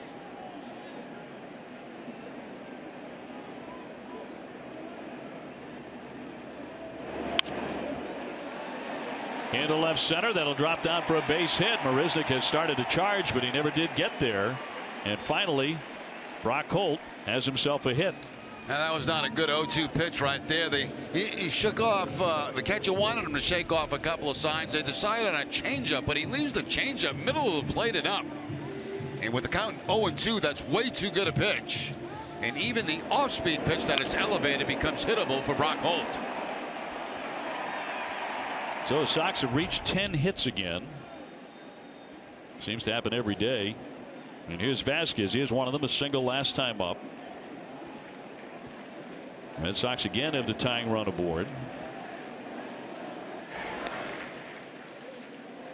Now this is a combination in the past that John Farrell will hit and run with.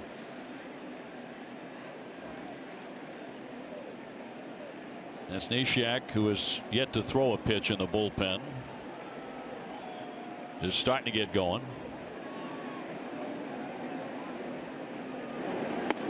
That drops in for a strike. That's one way to eliminate a hit and run when you get ahead in the count like that.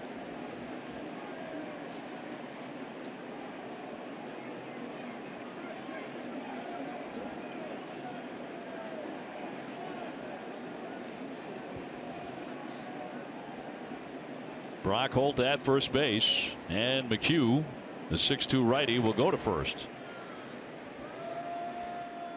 Well, he's been better today than he was against the Red Sox in Houston last month. When the Red Sox beat him 6-2. He gave up 10 hits in that one, but that was over 4 innings. And he has been pitching much better since then, despite an ERA of 5.5 coming in.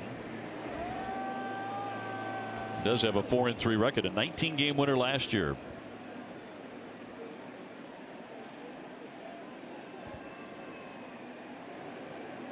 Red Sox have already defeated the Cy Young winner Dallas Keuchel in this series. Runner goes and it's slapped to third. Valbuena goes to first. A high throw, but holding the bag is Gonzalez, and down to second Brock Holt. That's quite possible a hit was on there because Holt was off at first base. The swing by Vasquez, it's a curveball, so he has to pull the ball, and he pulls it right to the third baseman. But the Red Sox do get the potential tying run in scoring position. The reason I say that it was the hit and run, if you watch Brock Holt run to second base, he peeks back in. He's looking to see where contact is. Watch Holt take off at second base, then take a look at the hitter.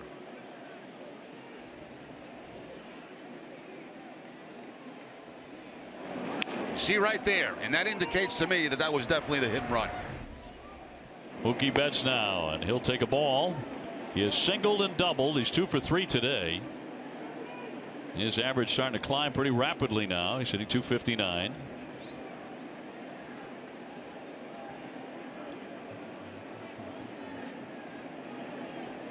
Mookie's hit safely in 6 in a row.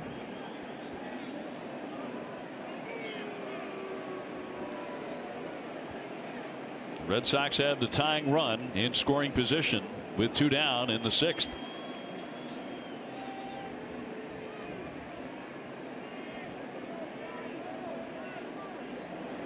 And a 1-0 pitch from McHugh. 2-0. McHugh's pitching line brought to you by your Eastern Lexus dealers. 4 earned runs. He's up to 95 pitches.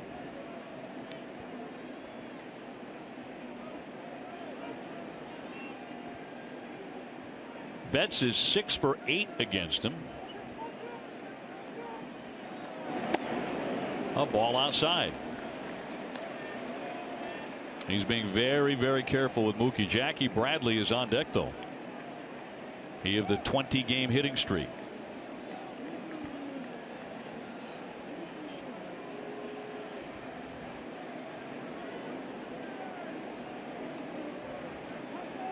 Here's the 3-0 pitch. He walked him on 4 straight. Tomorrow at noon, an all-new episode of NESN Clubhouse. Wally's birthday. Mascots from around the country will be in. Plus, hear Red Sox players dish on their favorite school mascots. All tomorrow at noon on NESN Clubhouse, presented by Delta Dental of Massachusetts. Brent Strom, the pitching coach, out to the hill.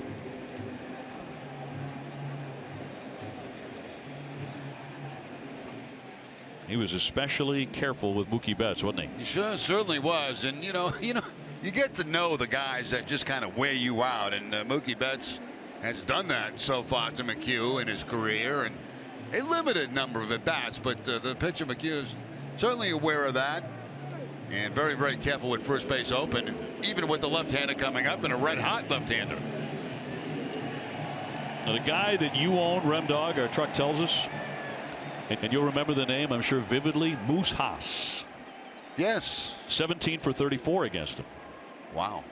I was. You did. You owned him. Moose Haas, Milwaukee Brewers. You were all over him. Wow. He could not get you out. He still has nightmares about you. I know one guy I hit well was Rick Langford of Oakland. I had a lot of success against him. I thought he might have been the best, but I didn't have no idea about Moose Haas. Nice job coming up with that. Our truck is on top of it. At least somebody I got some hits against. A lot. Jackie Bradley trying to bring in a run and looks at a strike. Brock Holt at second. Mookie Betts at first. So speed on the bases. Red Sox trail by 1. Certainly the right man at the plate. Jackie hitting .341.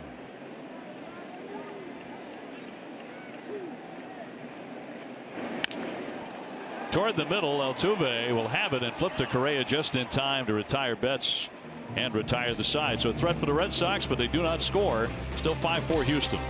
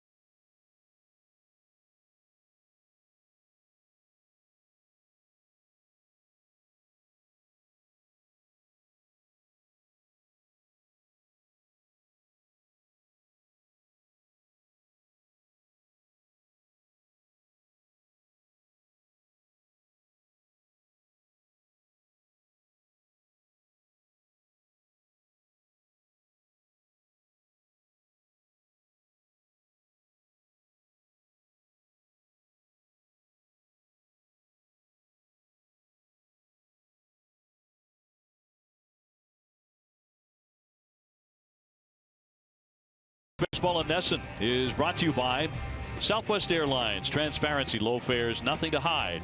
By buyatoyota.com, Toyota's website for deals. And by the great folks at Sullivan Tire and Auto Service. Fenway Park, great day, 5-4. Houston has the lead. We know it's for dinner when we finally get out of the ballpark, but the Red Sox are trying to rally to win as they trail by 1, even though they're out hitting Houston 10-7. Carson Smith coming out of the pen, where so far he's been used in 2 games. Thought we might see him last night. Matt Barnes appeared in the game. He gave up a big home run. Yeah, Carson Smith in now there with that sinker and that breaking ball that he throws. Trying to keep this a 5-4 ball game. Red Sox still with 9 outs to go in the game to try to get back on top in this one. But they've got to keep Houston off the board. And a tough way to start with this guy who has not been retired. A single and 2 walks, Altuve.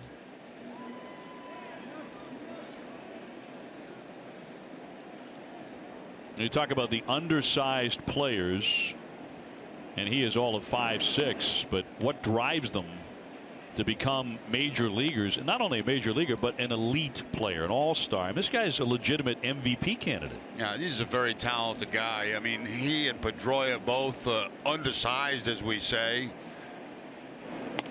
But, you know, their talent level is off the charts. And they do carry a bit of a chip on their shoulder, too, because of their size.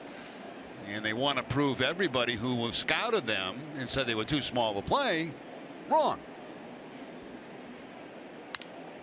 Puts that in play behind the bag.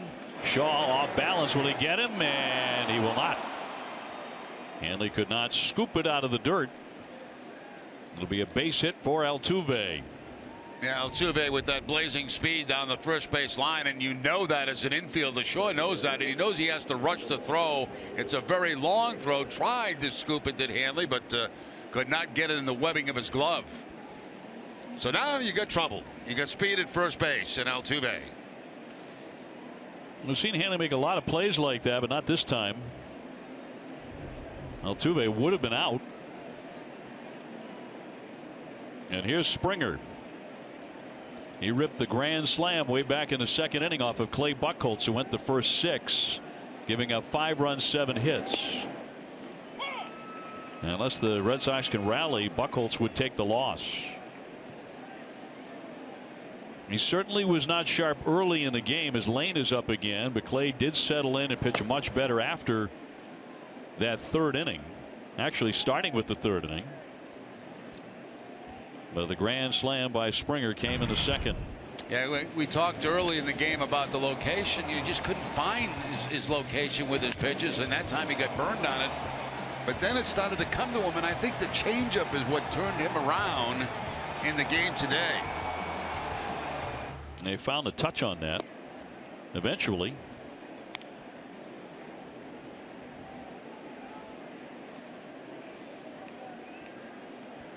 So Springer now at 9 home runs.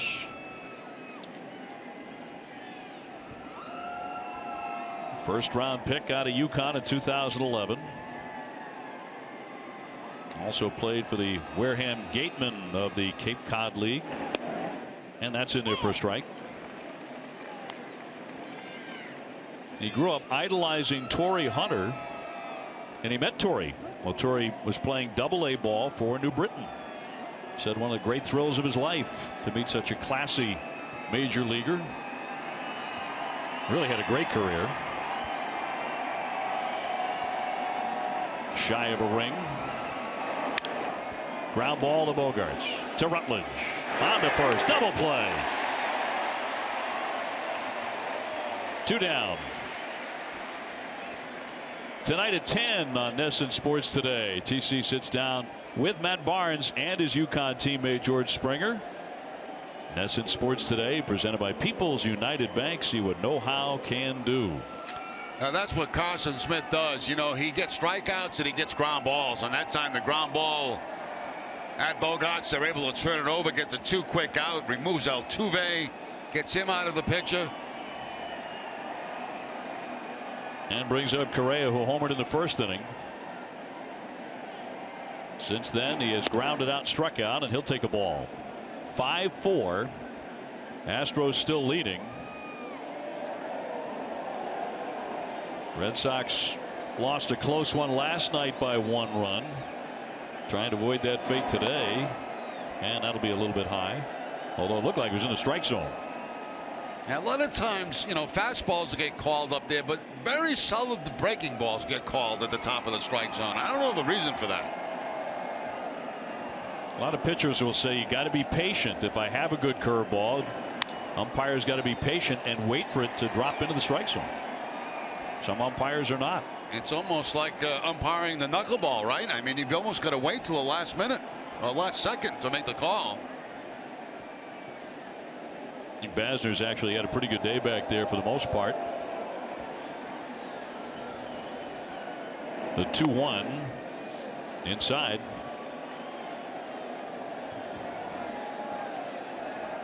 The Red Sox have due up in the bottom of the 7th inning. Bogarts, Ortiz, and Ramirez trailing by a run at the moment.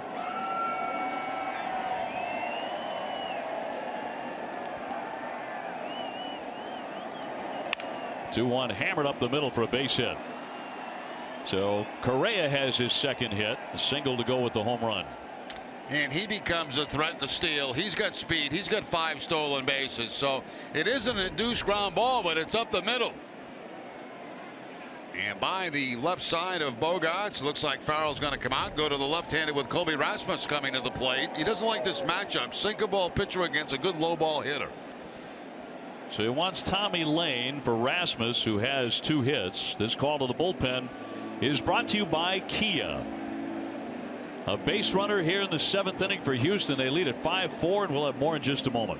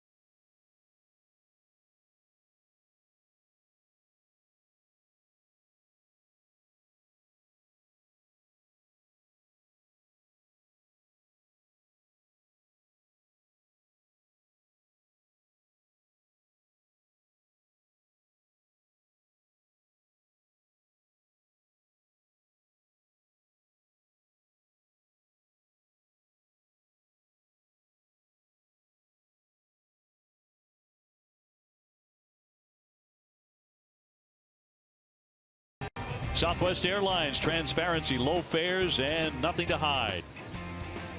So it's the left-hander Tommy Lane, who's been very effective, a 2.16 ERA in 11 appearances. Jerry has 10 strikeouts. So you don't think of Tommy necessarily as a strikeout guy, but he's been getting that done. Yeah, you know, pretty much a specialist, a guy that comes in to get left-handed hitters. And of course, if he can get that breaking ball over, that's where those strikeouts come from.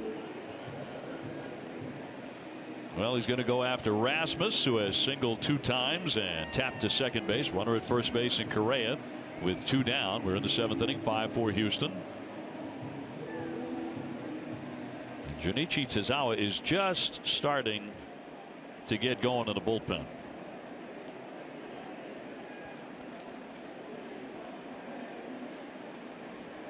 Rasmus has driven in 28 runs in the early going.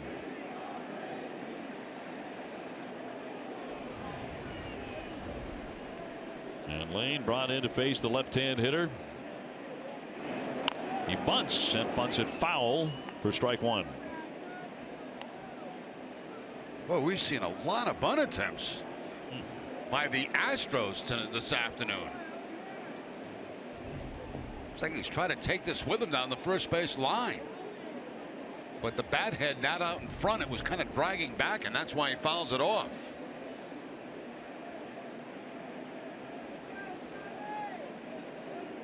Very much a National League philosophy with this team. A lot of fake bunts throughout the series.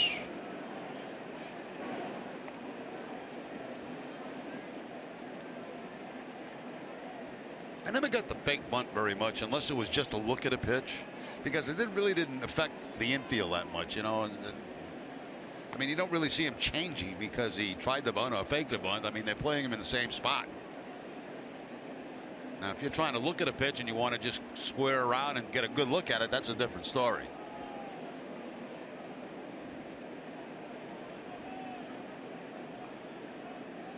The 0-1 right through it. 0-2. That's the breaking ball we were talking about, where he, accumulates some strikeouts, especially against lefties. Now that one's a little bit higher than he would like, but he still got the swing and miss.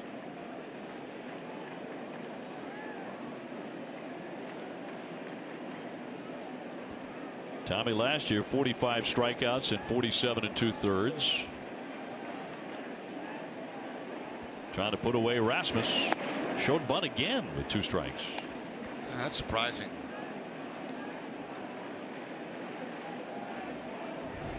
You got a guy that can, leave the ballpark with one swing of the bat.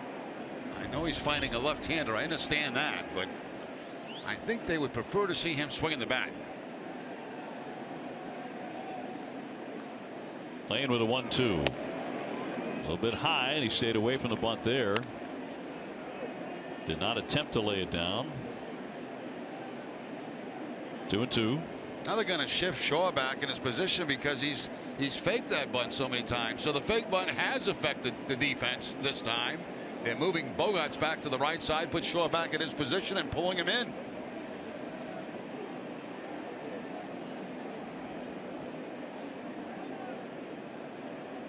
Seventh inning, 5-4 Houston. 3-2 to count.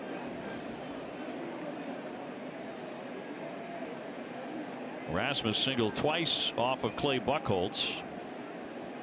He went 2 for 3 against Clay.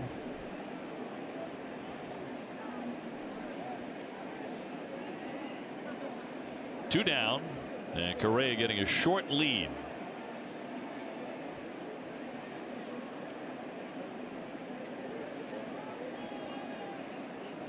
Big crowd on this Saturday afternoon out in the sunshine. Some of the players early weren't that fond of being out in the sunshine. It was blinding. And that is in there. He strikes him out looking. Lane does his job. He gets Rasmus. Some big bats coming up.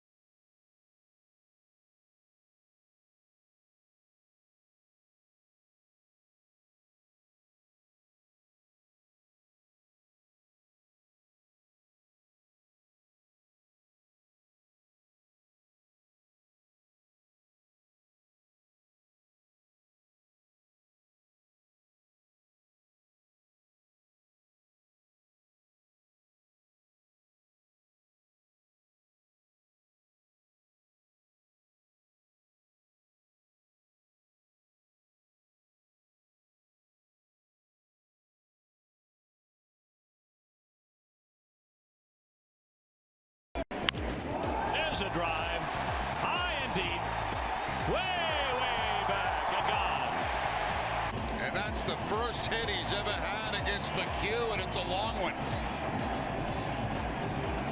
Sure was his 10th home run of the season for David Ortiz, number 513. Last half of the 7th coming up. Jerry Remy, Dave O'Brien, and Garrett Austin with you from Fenway Park. Pat Neshek, very tough to pick up pitcher, will be taking on Xander Bogaerts. They do get Sip, the left-hander, started in the bullpen. You would assume that would be for David Ortiz. Yeah, exactly, for David Ortiz. And he's the only left-hander they do have in the bullpen. So Bogaerts, Ortiz, and Ramirez for the Red Sox, trailing 5-4 here into the bottom of the 7th inning. Xander's doubled and singled. He's also popped up to second, hitting .340.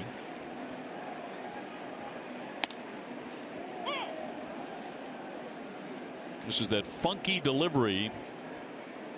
Makes him so tough to pick up. He's so far worked 9 2/3 innings. He has 8 strikeouts.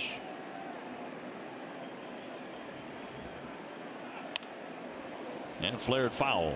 Kind of charges at you, doesn't he? He drops down to the side and rushes that ball up to home plate. Fastball, breaking ball. Been around quite a while. Opponents right now having a lot of trouble with him. A .152 batting average against him, and that's up outside to make it 1-2. See the motion as he kind of drops down and then very quickly exploding that ball into home plate. That time the breaking ball to Bogaerts.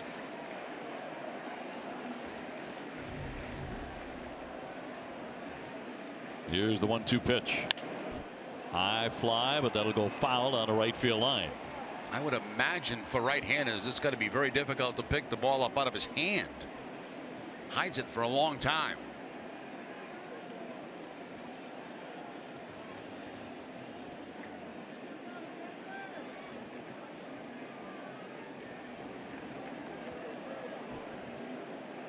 Xander with 3 home runs on the year.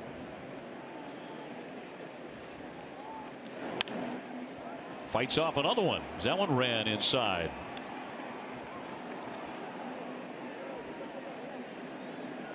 Xander Bogaerts has had an excellent homestand. And he's reached base in 21 of his last 23 games. Trying to get on to lead off the 7th. Red Sox down a run. And a 1-2 again. Into center field, coming on Marisnick. Coming on, he'll make the catch. Chest high. So Xander retired, 1 away. And David Ortiz about to swing. He has walked homered and flied out to left.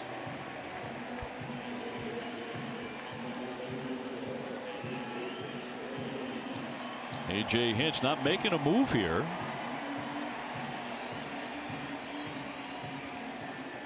Sip continues to warm in the bullpen.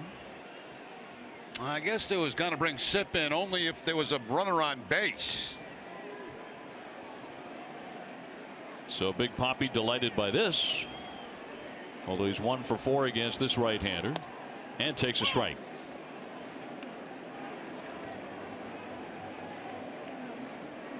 Again, David with 599 career doubles. 1 more and he ties Hank Aaron and Barry Bonds as the only players in history with 600 doubles and 500 homers.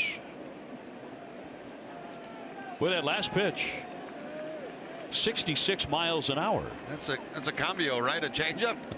That's a real changeup. You would not get pulled over.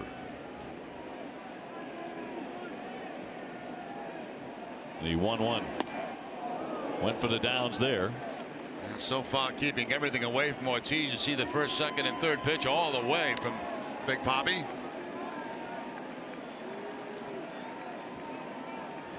(5-4) Houston in the 7th. 1 man out. And Neshek delivers and waved at and missed. He actually foul tipped it into the mid for strike 3. That was on a changeup at about 67, 68. That's amazing. I mean, you don't expect that. You're thinking with that delivery, fastball, breaking ball, and then he throws that changeup at that velocity, and that completely fools you.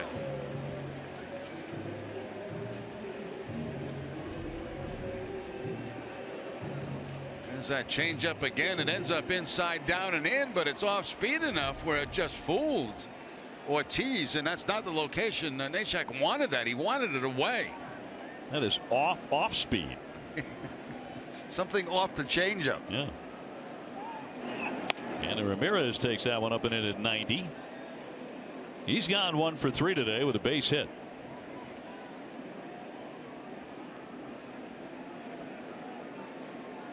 Red Sox have 10 hits to the Astros 9, but Houston with a 1-run advantage. They won last night 7-6. That's a strike. Hanley thought that ball was too high to be called a strike. Again, a high breaking ball. That was a slider that time called a strike. As a hitter, you're thinking about that ball being down and away, and when you see it end up at the top of the strike zone, you question the call. The Astro bullpen has been very tough these last couple of days. Last night, Harris and Gregerson in particular, they're brutal. Yeah, they have been very good, Dave. Good point. Giles along with Sip. Giles throws about 98 miles an hour. They were a big part of that win last night for Houston. Hanley taking his time climbing back in. 2 down, bases empty. Flared foul.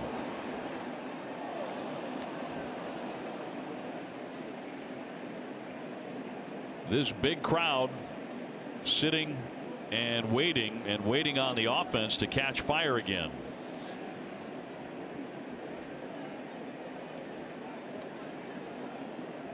It's only done it in spurts today. Red Sox did strike for 2 runs in the first inning. Another run in the third on the Ortiz homer, and another one in the fourth. Cut on and missed. Down he goes. Neshek hits him 1-2-3 with that funky delivery. 5-4 Houston.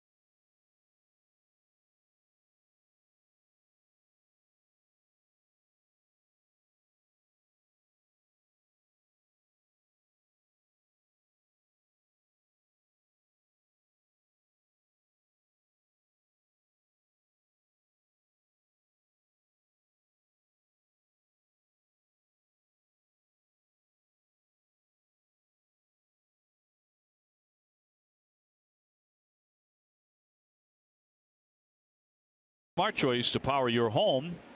Visit thinkenergy.com to enroll today. Well, it's starting to get late now as we go to the 8th inning, and Lane stays on to work here to Marwin Gonzalez, Luis Valbuena, and Preston Tucker. 5-4 the Astros with the lead. It has been that way since the last run of the game scored by the Red Sox in the 4th inning. And at this moment, Clay Buchholz would take the loss. He went 6, giving up 5 runs on 7 hits.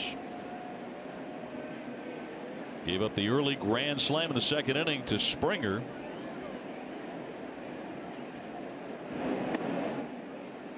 Sox did have a 2-1 lead going to the second inning.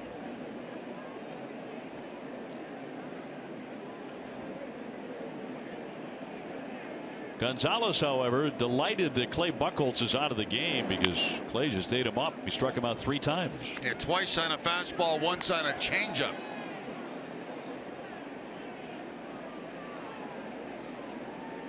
Tazawa warming up in the bullpen.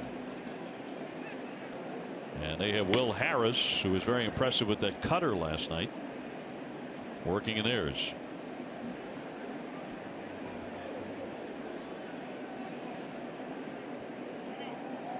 Lane struck out Colby Rasmus in the 7th inning.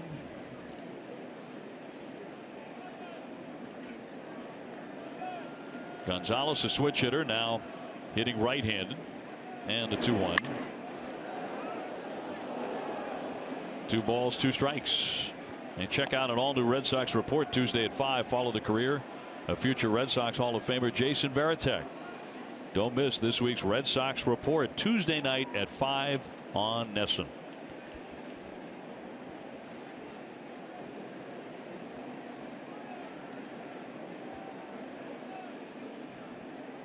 Two and 2 on Gonzalez.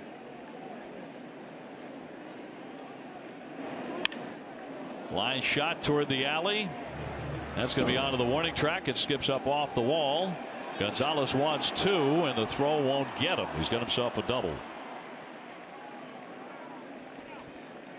And Tommy Lane tried to sneak that fastball by him inside, and Gonzalez, as you mentioned, happy to have Buchholz out of the game, and takes that high fastball, hooks it into the gap for the 2-base leadoff single here in the 8th inning. So a big base runner there for the Astros. And what is a 1-run game? That is their 10th hit. Now they do sacrifice a lot. You can see Hanley Ramirez in very, very tight at first base, expecting the possible sacrifice here. Valbuena the batter, a single, a strikeout, a flyout, 1 for 3. Brian Butterfield getting the defense set. Little spin move there to second base just to see if Valbuena would have given away the bunt. He did not.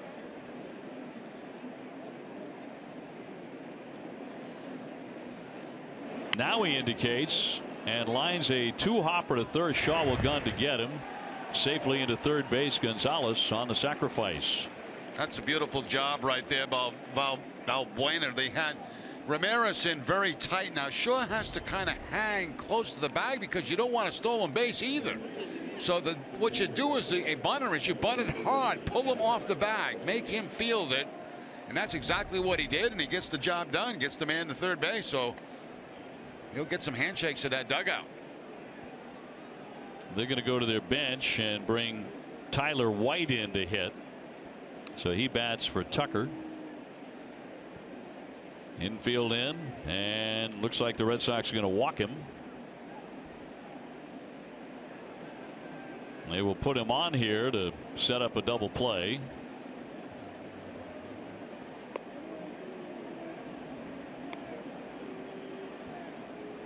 And Castro will be next. He has walked and doubled today. Obviously a giant run there at third base. 5-4 Houston in the 8th inning. Gonzalez leading off with a double, sacrificed over. Ball 3 on White.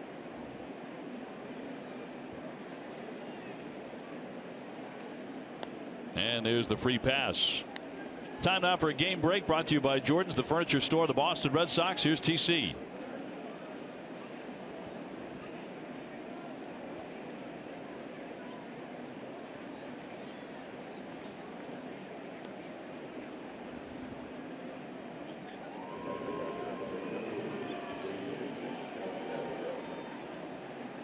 Tom, thank you very much. I'll bring on a man to run now for White at first base. That'll be Carlos Gomez.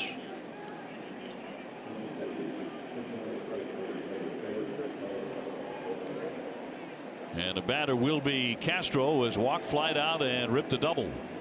Anything's possible in this situation. At first and third situation with one out, you could see an attempted double steal.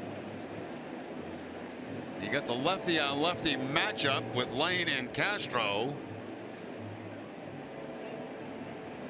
Really got to be on your toes in this situation. Red Sox infield back, trying to play for the double play to get out of the inning. A.J. Hinch, the manager, is pretty aggressive.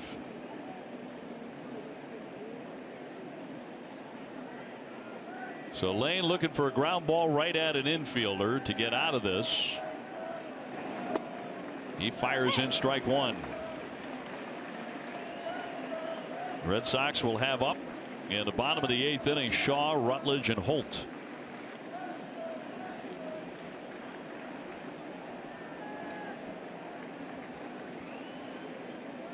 Tommy Lane trying to hold in the eighth inning, and the 0-1 will not be made.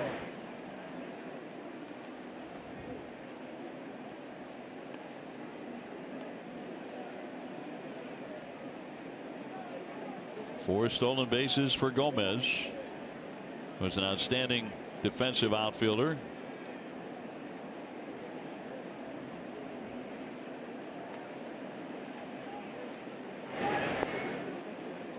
You know, you watch a runner on third base on those throws to first. They're always creeping down the line in a secondary lead in case that ball happens to be bobbled or gets by Ramirez.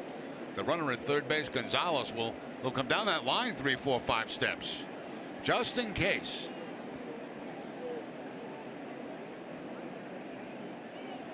Castro 1 for 4 against Lane, but with 3 strikeouts. Here's the 0-1. That ran inside.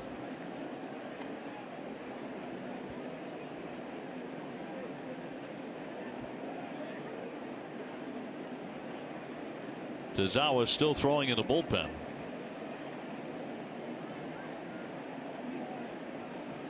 Marisnik on deck. And the 1-1. And the runner is caught off. He's trying to score, but here's Vasquez running him back. Now Lane goes for the tag and tags him out. Now the Red Sox executed that, cut him down. Well, was that a missed double steal? Is that possible? Let's take a look at the man at first base. We could see the runner at third going now. Was there a squeeze play put on? Something got boxed up in this call right here, because that runner at third was going almost like there was a squeeze play or a double steal. Let's watch the runner at first base. He's not going anywhere. Now, did the batter attempt a bunt? That'd be the next thing we'd look at. If that's the case, then you're talking about a possible squeeze play that was put on. It's a caught stealing, 2-5, 2-5-1. No, that was some kind of mess up. I think, in my opinion, just looking at that, because there was no attempt to bunt, I think that was a missed sign at first base. I think they were trying to do a double steal. 2-1 pitch, cut on and miss. Well, Gomez got all the way around to third base, but there are 2 out.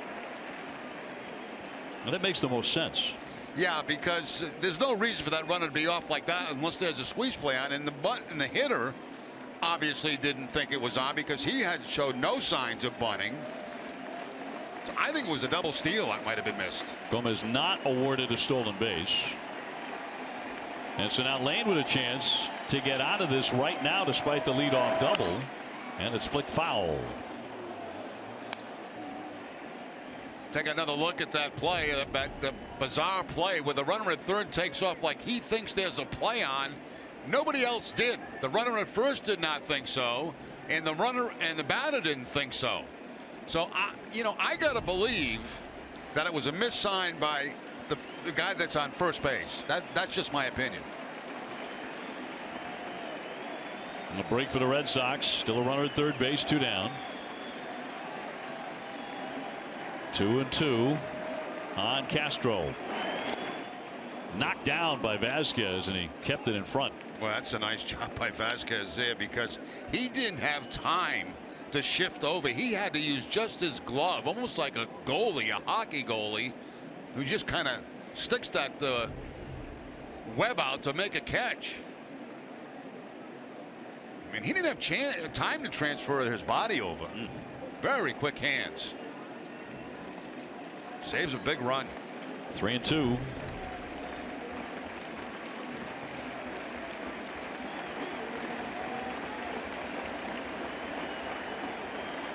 Houston leading by 1 run, 5-4 in the 8th. Runner at third base, 2 down, and a full count on Castro.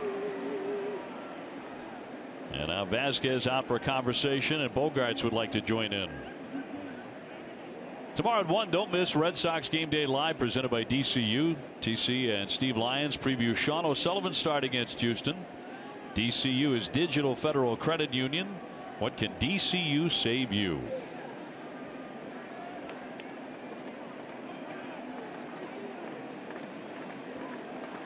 Lane had a big strikeout last inning of Rasmus trying to get Castro. Just got a piece of it. He's barely alive. You know, go back to that play, that box play at first base or the hitter, and it's really hard for me to tell, you know, because I'm thinking about the runner at third base, and he's sprinting down that line almost like it was supposed to be a squeeze play. So you wonder if the hitter missed the squeeze sign. But, you know, he was backing away. Yeah, I mean, somebody missed something. Yeah, big time. Strange play. And now Lane will step off. Gomez came about a third of the way down the line. He's got Shaw way off the back so he can get himself a big lead.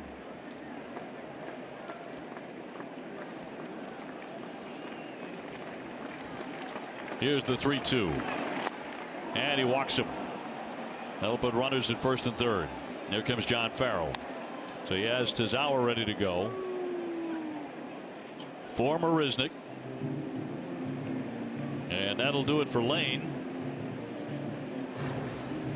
Huge run there at third base. Tazawa trying to freeze him.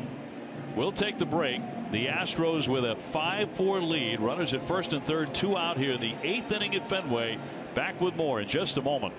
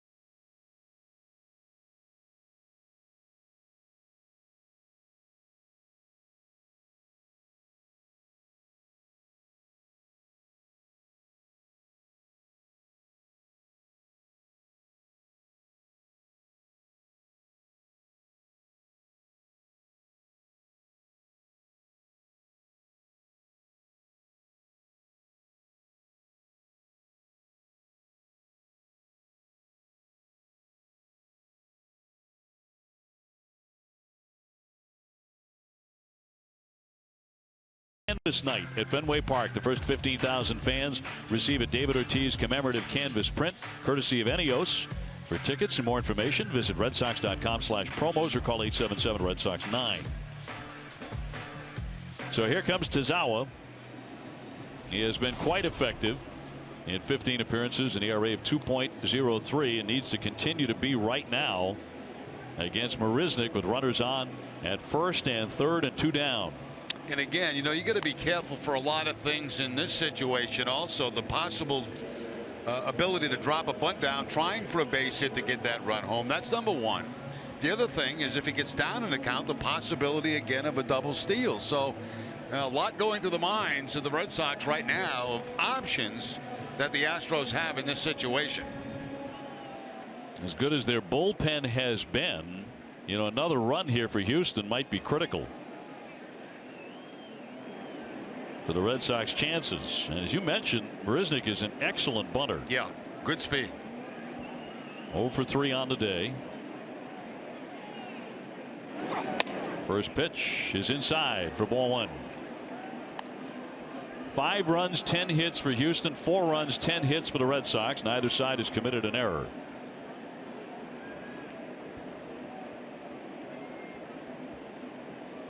The key man is Gomez at third. Here's the 1-0. 2-0. Well, you don't want to see the inning get to the man on deck, Altuve, because he has not been retired today. And flat out one of the best hitters in baseball.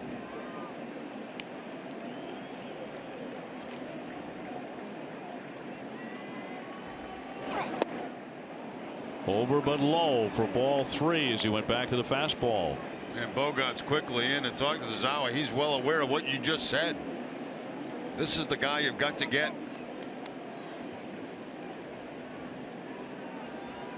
Almost like he aimed the last pitch to home plate, as it's going to end up very low.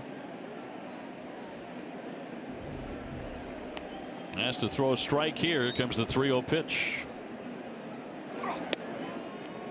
3-1.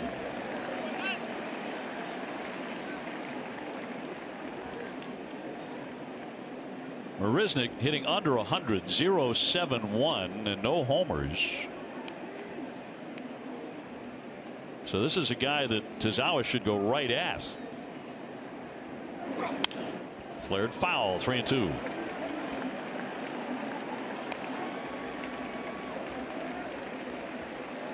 And now Vasquez out to talk over what to do on the payoff pitch. Runner at first base will be off now in the 3-2 count. So the infielders, anything that they have to go a distance for, they're going to have to go to first base. It can almost eliminate the force at second base if there's a lot of range they have to cover. And of course, with the man at third, that means another run. This crowd wants a strikeout right now. Here comes the 3-2 pitch from Tazawa. Swung on and foul tipped into the mid. He struck him out. He came back with a heat. And the Red Sox are still down 1 run as we go to the bottom of the 8th.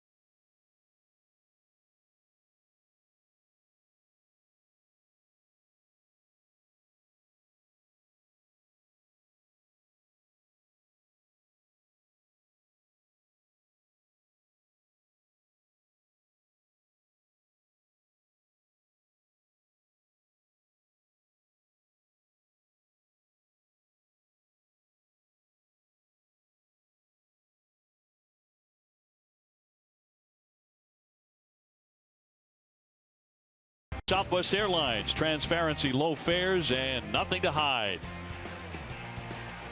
We head to the last half of the 8th inning, and Dustin Pedroia, who did not play to this point, looks like he means to get in the game at some point.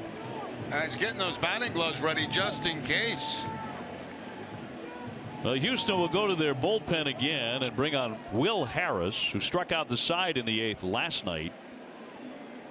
And nothing but cutter, cutter, cutter. And a hard cutter. Travis Shaw has walked with the bases loaded to get an RBI. Has also been doubled up and popped to short.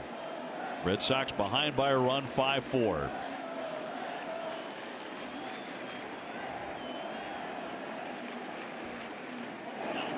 And the first one skips up there. Craig Kimbrell is now beginning to loosen up in the Sox pen.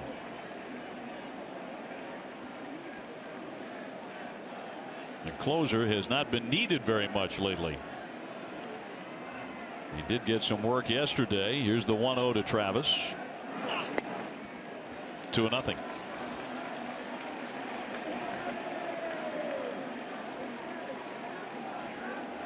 Rutledge on deck, and then Brock Holtz in the 8th.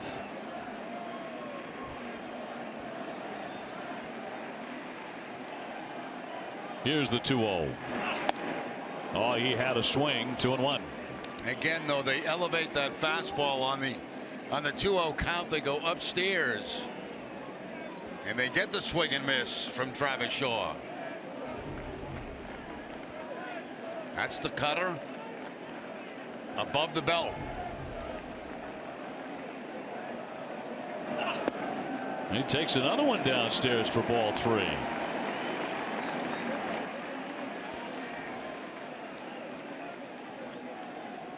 So a great count for Travis. 3 balls, 1 strike. Rutledge waiting.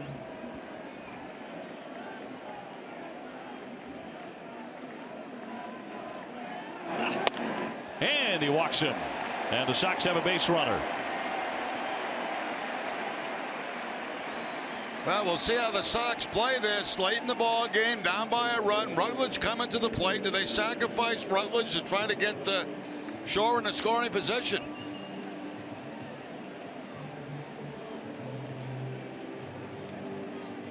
Now Rutledge stepping out. He took a long look at Brian Butterfield. Well, if you're on a defense, you got to think about a couple of options. The sacrifice, obviously, one of them. They hit and run the other.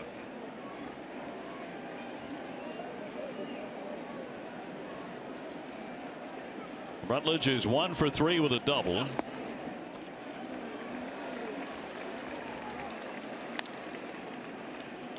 Gonzalez, the first baseman, was charging in on that. Yeah, everybody was expecting the bunt. No sign of a bunt. Brock Holt will be next.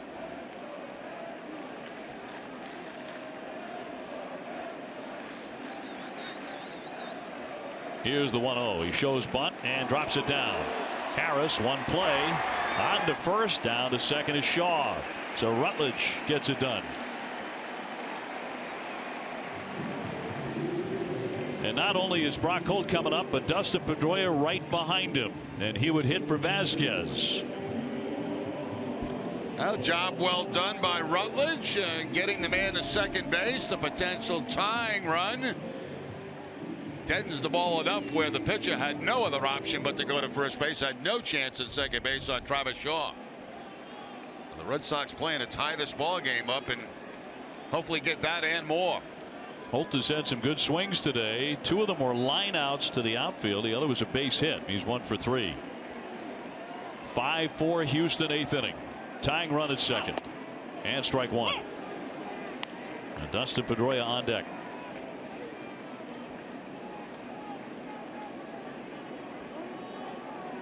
Another tight one. Second 1-run ball game into the late stages in a row here at Fenway. Sox looking for a different ending in this one. Here comes the 0-1. Chopper up the middle. Correa right at second base with Gunn to get him, and down to third is Travis Shaw. So tying run 90 feet away, but 2 down. Here comes Petey.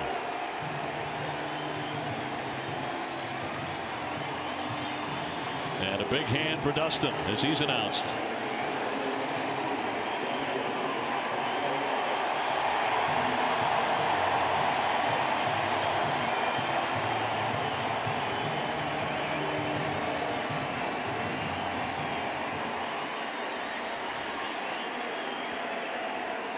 pretty darn good in his career as a pinch hitter, huh? 5 for 10, 3 doubles.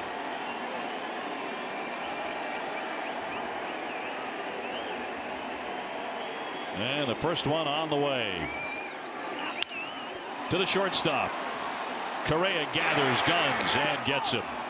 So the Red Sox fail to bring in the tying run. We have wrapped up 8. Still 5-4 Houston.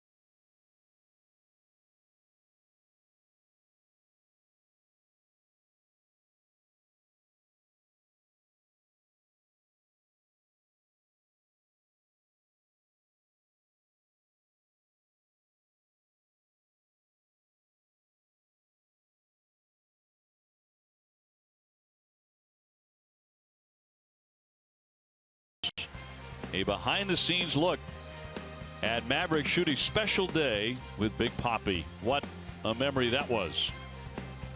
And a great interview there with Gary Streisky. So it's on to the 9th inning. Altuve will lead things off here. And he dribbles a foul against Junichi Tazawa. 5-4. The Astros still clinging to that 1-run advantage. Hannigan becomes the new catcher. That's the only change for the Red Sox.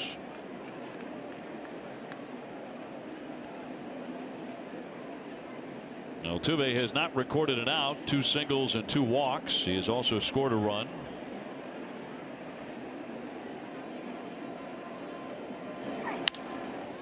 High fly into center field. Jackie started back and now in. Plenty of time to put that away.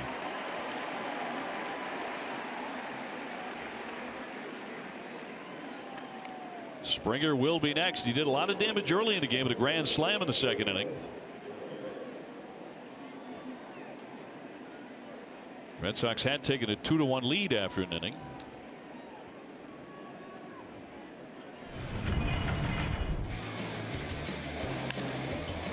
Springer getting that pitch middle in and taking it out of the ballpark for the grand slam. All the runs for Houston coming in the 1st and 2nd inning of this ball game. He checks and it's down low, ball 1. Springer has also hit into 2 double plays in this one. But 9 homers, 25 runs batted in. Nobody on, 1 out. We are in the 9th. Another day game tomorrow, a little bit later at 1:35. Right-hander Sean O'Sullivan will make his 2nd start for the Red Sox. He goes in 1-0 with a .643. And the Red Sox head after the game to Kansas City. They meet the Royals 3 times, and it's right back to Fenway Park next Friday against Cleveland and then Colorado. In for a strike.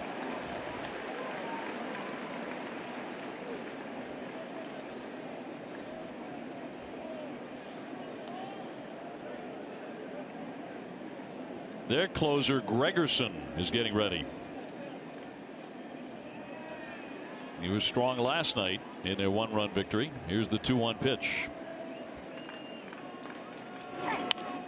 A floater foul off first. That'll make the seats.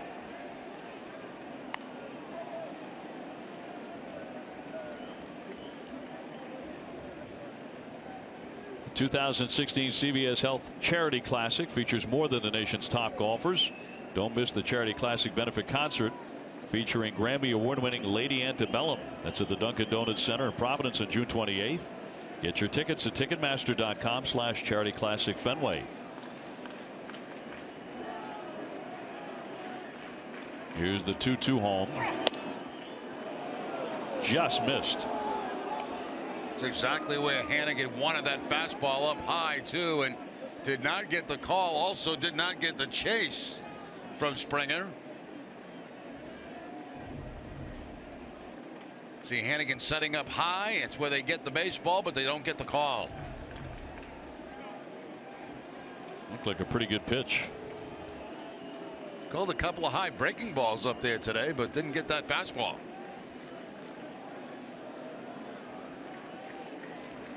Now the 3-2 to Springer.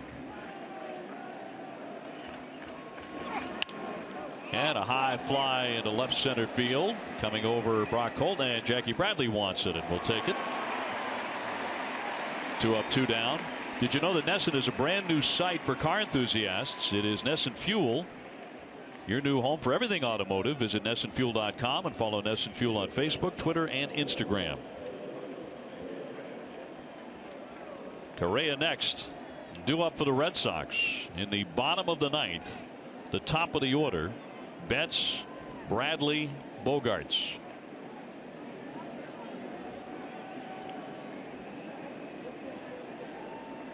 But the Red Sox have to get Correa, who has homered and singled. He just crushed one in the first inning. Oh, there's a little bit of a slip there by Tazawa. What happened there? The spike catch? He got a spike caught on the rubber, it looked like. Let's take another look as he comes down. Yeah, and he hits his heel first. Don't see that very often, do you? Heel hits the ground first, and Tazawa almost goes down.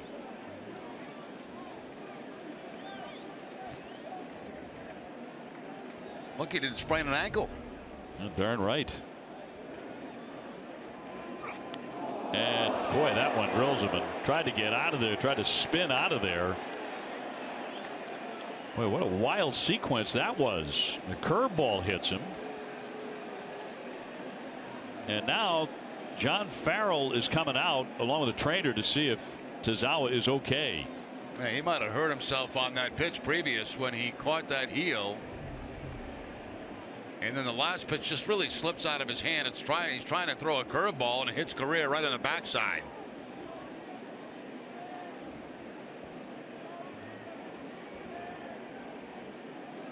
That's the pitch previous to that. That's why they're checking with Tazawa right now. But I think he's okay. He says he's okay. He's going to take a couple of throws to home plate.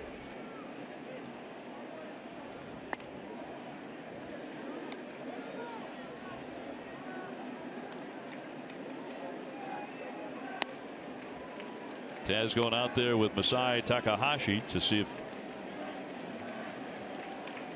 everything is all right. Apparently he's okay.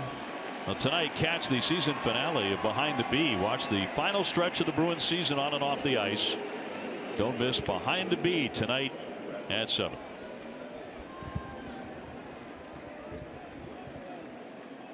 So that'll bring up Rasmus, who has gone 2 for 4 with a pair of singles. Runner at first base. 2 down here in the 9th inning.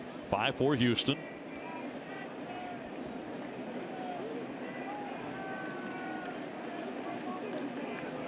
Rasmus virtually every time up lately has been bluffing a bunt.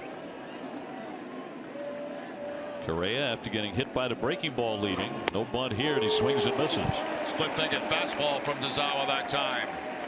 Down and away off the plate from Rasmus. Rasmus trying to be aggressive, but gets tricked on the off-speed pitch. There you see the split grip.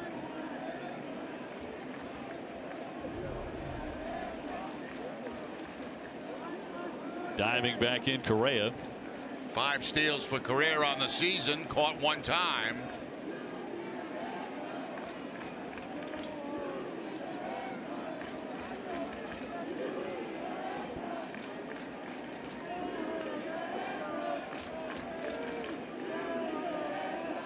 Two down, 1 on, and the 0-1 pitch to Rasmus will not be made.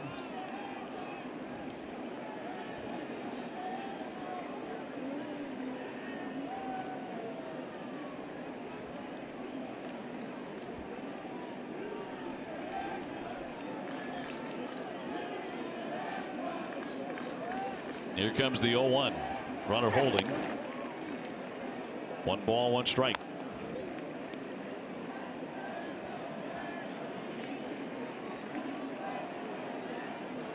Game 3 of a 4-game series. Houston grabbing a 1-run victory last night. In the raindrops today, a beautiful afternoon. Here comes the 1-1. Runner goes. Here's the throw, the tag, and he's out. Hannigan with the peg. Put it right there to cut him down. So the Red Sox with momentum heading into the bottom of the 9th inning. And it's Betts, Bradley, and Bogarts, and lurking David Ortiz. Now we'll see if Hinch decides he wants to challenge this. And they're going to say no. So that is indeed out number 3. No challenge here. We go to the bottom of the 9th. Red Sox trail by 1.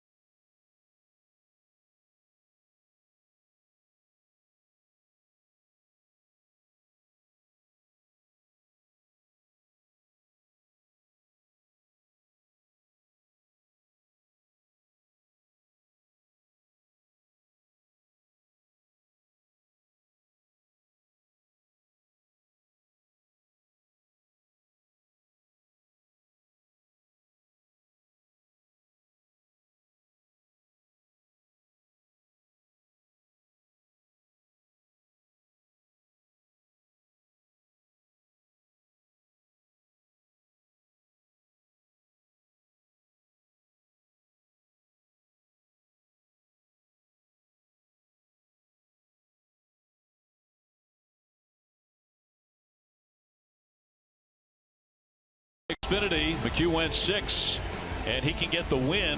Springer with a grand slam early in the game. Clay Buchholz went 6, gave up 5 earned. David Ortiz hit career home run number 513, his 10th of the season. We may see him in this inning, but right now, Luke Gregerson is out of their bullpen. He was tough. He converted his 8th save of the season last night with a scoreless 9th inning. Mookie Betts will lead it off. Jackie Bradley on deck. Red Sox need 1 to tie. 5-4 Houston. And it bounces up there for ball 1. Mookie with a single, a double, and a walk. He has tripled against this right-hander.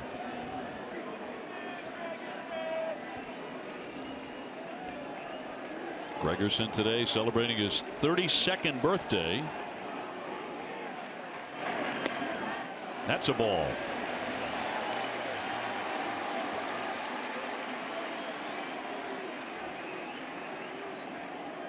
Ryan Hanning with a big play moments ago, cutting down a base stealer. The 2-0. A strike.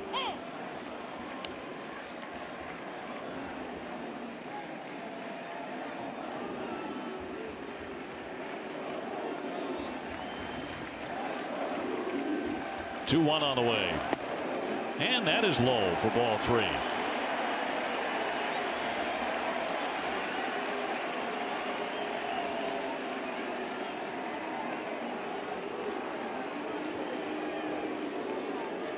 The 3-1 pitch to Mookie Betts. Fly into center field, and Marisnick will wait and make the play for out number 1. Huge out there, obviously, for Gregerson, as Betts gets that fly ball to center field, gets speed off the bases in a 1-run game. And, Red Sox hottest hitter coming to the plate. Jackie Bradley 1 for 4. He did single in the first inning to extend the hitting streak to 20 in a row, longest in the majors.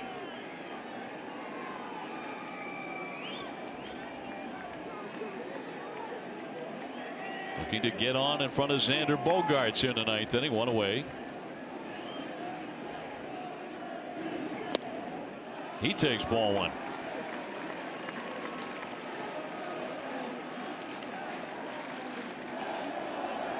Jackie Bradley now hitting .338 with 30 RBIs.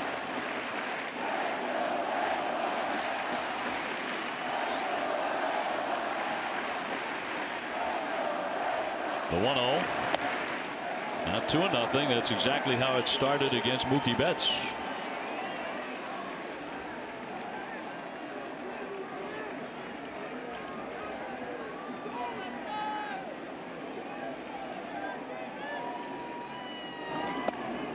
He takes a strike. A borderline pitch. Actually, it was off the corner. That ball's not a strike. That ball's outside.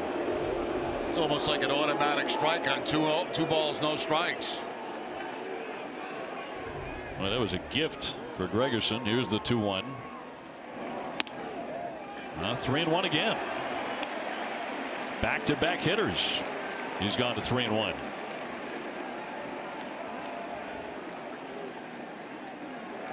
Red Sox trying to rally in the 9th inning.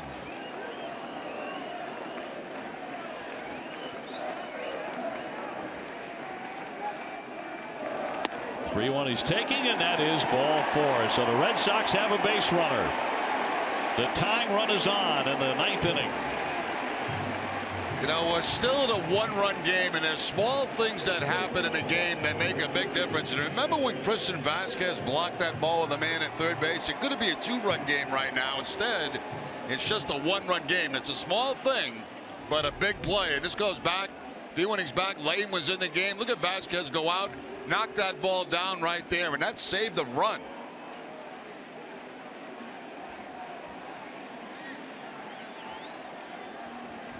Well, now the Red Sox trying to make that mean a lot. Bogaerts with a double and a single. He's 2 for 4 on the day. And Gregerson's pitch is outside. Boy, he's off. He's not nearly as sharp as he was last night. He's thrown 11 pitches, only 3 strikes. Yeah, velocity seems to be down a little bit too. Bradley at first, 1 out. David Ortiz on deck.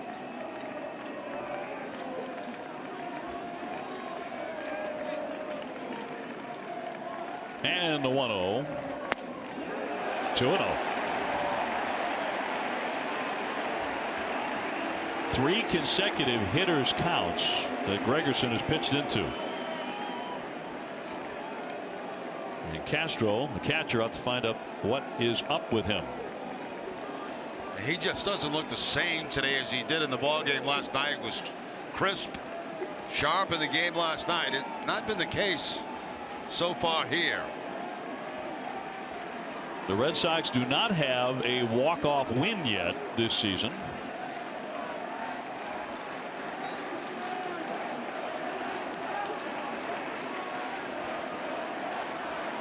Well, 2-0 on Xander Bogaerts. And here it comes. Ball 3.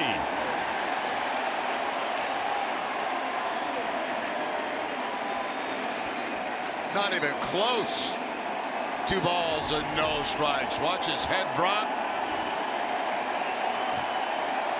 Almost like he lost his footing too.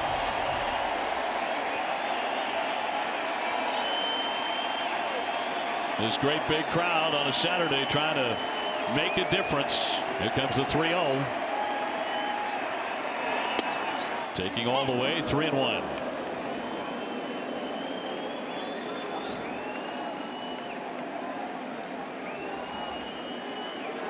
Here's where Bogaerts has got to look middle and see if he gets a pitch there and try to win the ball game with a home run. 3-1 pitch. Ground ball deep short. Correa into second, on to first, and not in time. So the Red Sox still have life. But Jackie Bradley out at second base, so now they're 2 down. And Big Poppy coming up. And fortunately for the Red Sox, Correa had to go to his right, and that made it much more difficult to be able to turn over that double play. He's got to go about 5 steps to his right, plant and throw, and because of that, they cannot get Bogaerts at first base. That gives Ortiz a chance with 2 outs.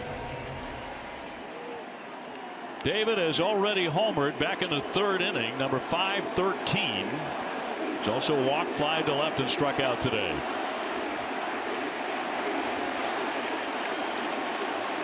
Two down.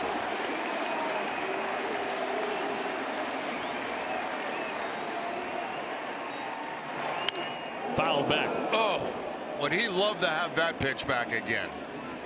Fastball right down the heart of the plate at 88 miles an hour. Oh, wow.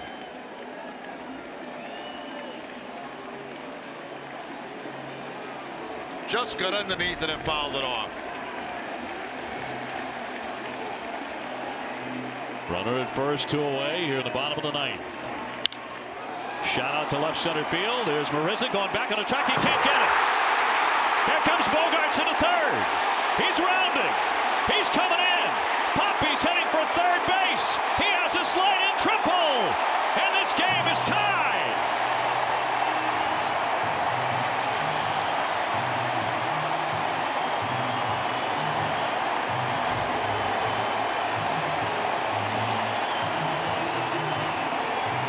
I'm going to tell you what, 2 things. First of all, that ball's smoked by David Ortiz, but it was also a bad play by Marisnick. He didn't read that well at all in center field.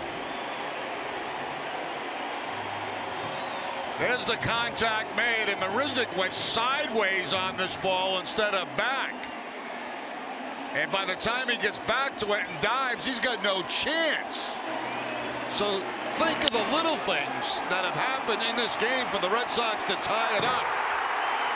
And a winning run at 3rd for Hanley Ramirez. And he's bunting. He bunted it out fair, and the throw to first will get him.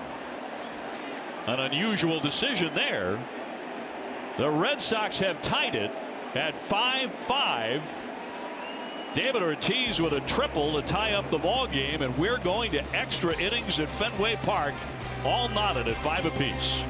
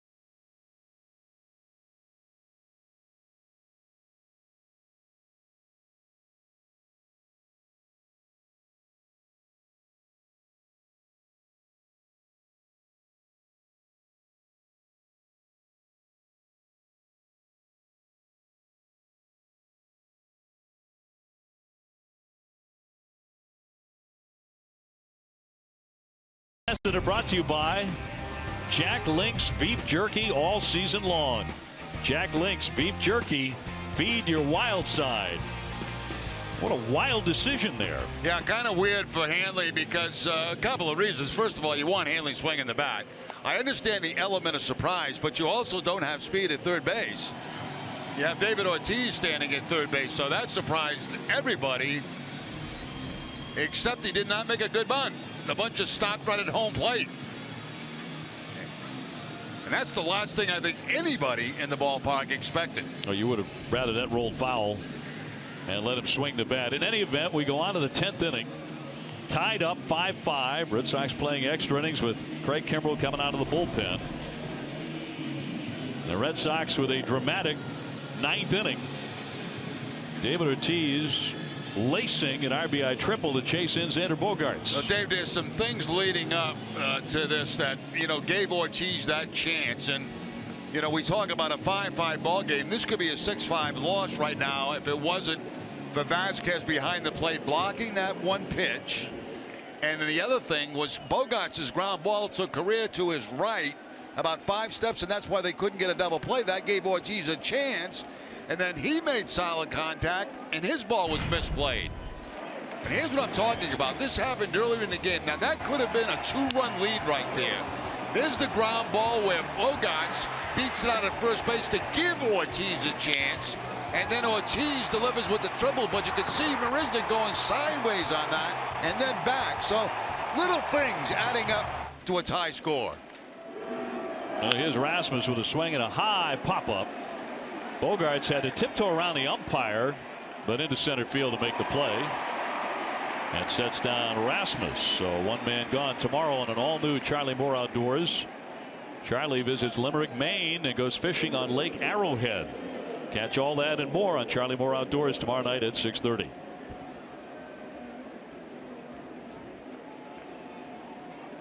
Marisnick's had a tough series defensively, hasn't he? Yeah, he has. He's taken a lot of funny routes. Ortiz loves the end result, though. His first triple since 2013. Here's Marwin Gonzalez. And he'll take ball one.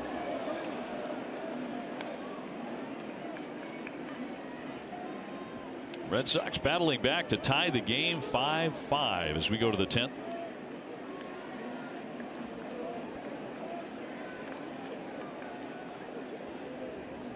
And a 1-0 pitch. 2-0.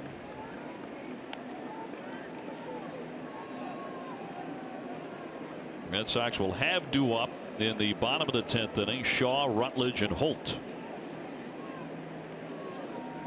Looking to walk out of Fenway with a victory on this Saturday. Kimbrell's 2-0 pitch. And fouled at the plate. Roy Gonzalez went down in pain as he hammered it off his leg or his foot.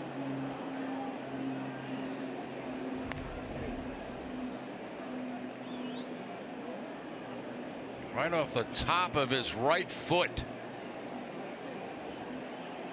I'm going to bring the trainer out to attend to him. He's really in pain. He's got that guard on his shin, but that didn't help him at all on that particular foul ball. Right off the foot.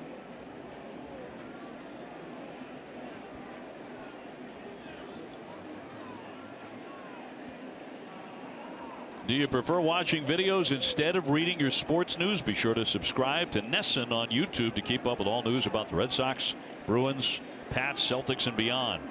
Visit youtube.com/NESN today. A.J. Hinch will help out a little bit anyway by handing the bat to Gonzalez. Red Sox fans give him a nice hand. 5-5 here in the 10th.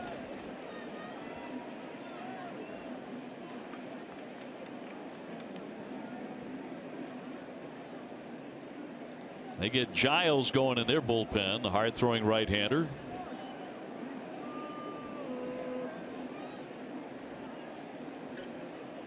Bases clean, one down, and the 2-1 to Gonzalez. 97 on the radar gun. Fastball rising up and away from Gonzalez at 97 miles an hour.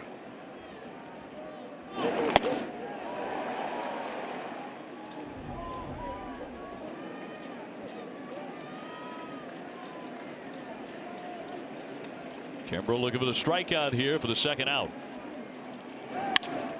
Fly to center. Backing up, Jackie Bradley. 2 down.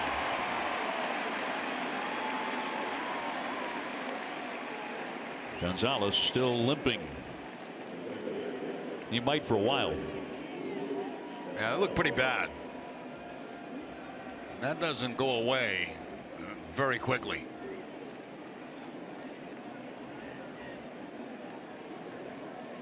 Valbuena now, he is 1 for 3. 0 for 2 against Kimbrel. Red Sox with a 3-man shift on the right side.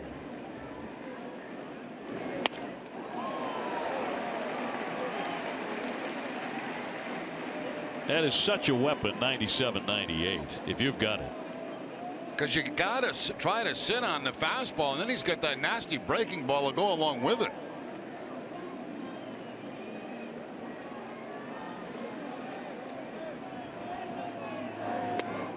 Breaking ball didn't snap there. 1 ball, 1 strike. Yeah, not nasty that time. He got underneath it and just kind of sailed up and away. If you're just joining us, we are in the 10th inning, tied 5-5. See him get underneath the breaking ball, and it just rises almost out of the camera lens.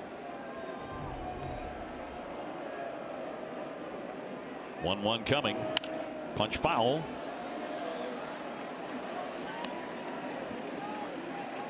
And due up for the Red Sox. Travis Shaw, Josh Rutledge, and Brock Holt.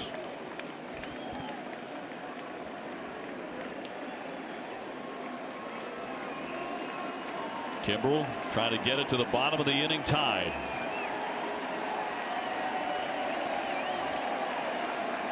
Here comes his 1-2.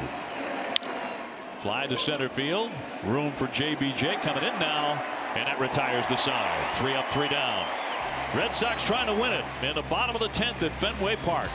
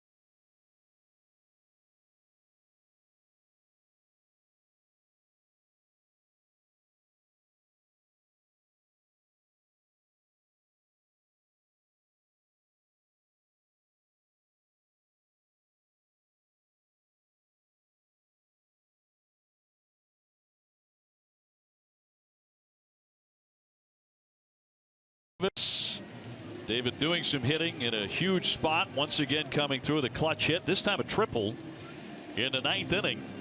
It gave the Red Sox a 5-5 tie. As we go to the bottom of the 10th, they try and win it against Ken Giles, who's been a very tough customer. Was last night anyway. You see for the year a 7.71 ERA, but the strikeouts are impressive. 18 Ks in 14 innings.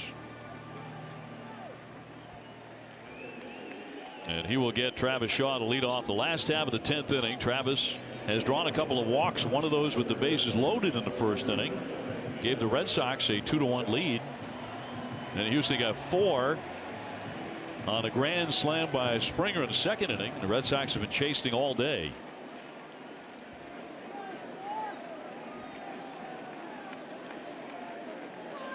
So Shaw to lead it off here in the 10th inning. Rutledge on deck, and then Brock Holt. And that's a strike. This guy throws very hard.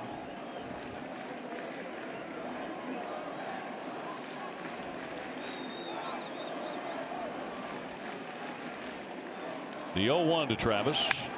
High fly ball into left field. Backing up Rasmus. Backing up to the wall. He leaps. He can't get it. That's going to be an extra base hit. Shaw's into second with a double. Boy, you just knew the way Rasmus approached that so cautiously, it might be big trouble. Yeah, he didn't know exactly where that ball was going to land, so he was kind of cruising back to the wall, and that ball just continued to carry on him, and he leaps but can't come up with it. Just to the right of his glove. So Rutledge at the plate. How are they going to play this? They got to bunt him to third base or try to move him over with a swing? My guess is bunt. Well, he did it his last time in the 8th inning. He dropped down a good one, and that moved Shaw, although the Red Sox didn't score in that inning. They have a chance to win it now.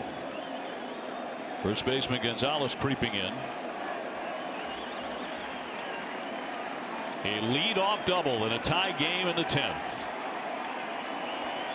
He squares and pulls it away, and he actually fouled it off at the plate. Yeah, trying to get out of the way.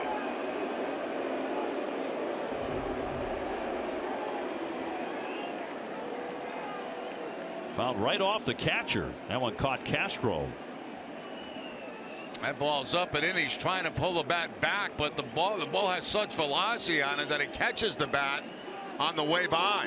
Have we seen a couple of really strange things in this game? Yeah, this has been a bizarre afternoon here at Fenway, but a fun afternoon. Really fun. It'll be a blast if the Red Sox win the game, but Correa on a pop-up he lost in the sun. They went for a double, had one off his arm.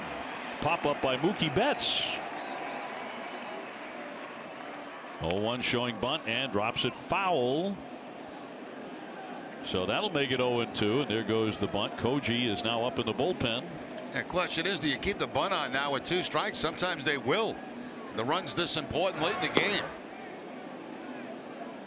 Long look down by Rutledge. He wants Butterfield to go through the signs one more time. What would you do? Would you keep it on? Personally, I would, but I don't think they're gonna. How's that? 0-2. Let's see what the Sox do here. You were right. That fastball 98 miles an hour. Yeah, and that swing too. Very protective swing designed to go to the right field. He wants to at least advance somehow. Travis Shaw at third base. You see that ball? He's trying to go to the opposite field with it.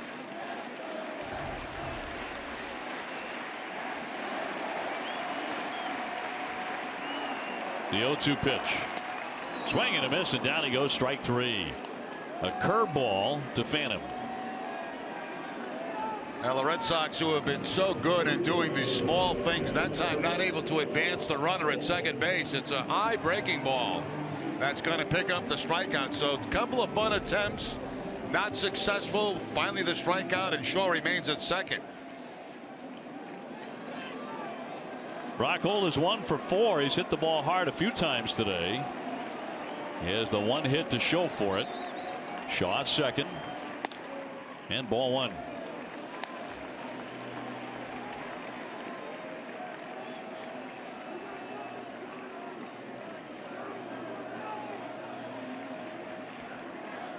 Brock Holt played his college ball at Rice right there in the city of Houston.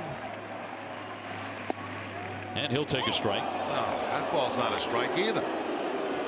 That plate has opened up the last couple innings. Big That's time. frustrating. This ball's down out of the strike zone.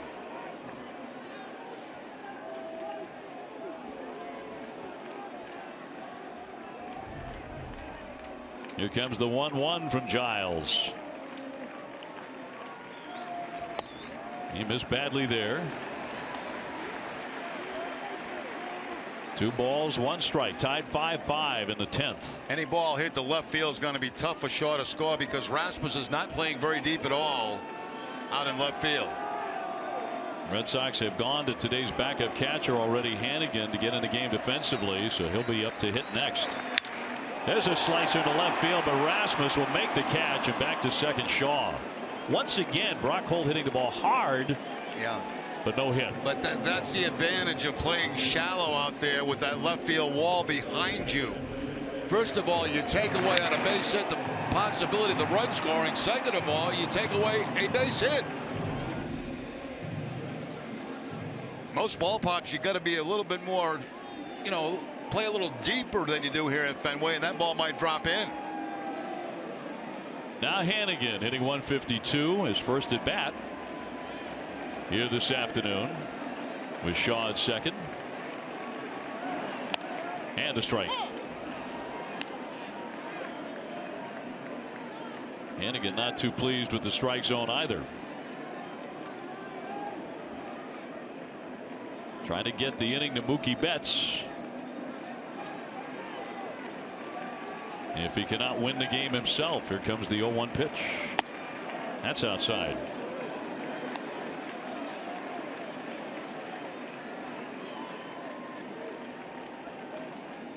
It has indeed been a fun afternoon here at Fenway in a 5-5 tie. We've seen Tazawa tumble off the mound after catching a spike. It was another odd moment, but he's apparently all right. That's in there for a strike. And a bunt attempt by Hanley Ramirez with David Ortiz at third in the 9th. That was really odd.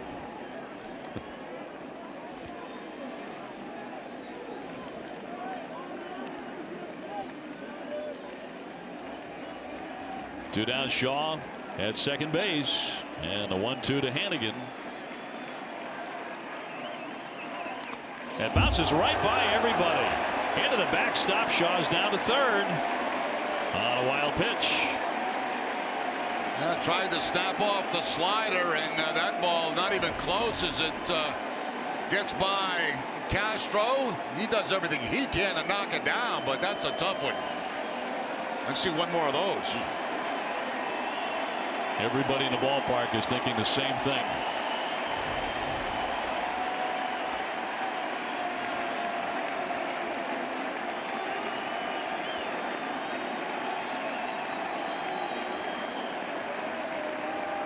The 2-2 to the right side. Altuve on to first, and we're going to an 11th inning. Red Sox get a man to third base, cannot bring him in. Still tied 5-5.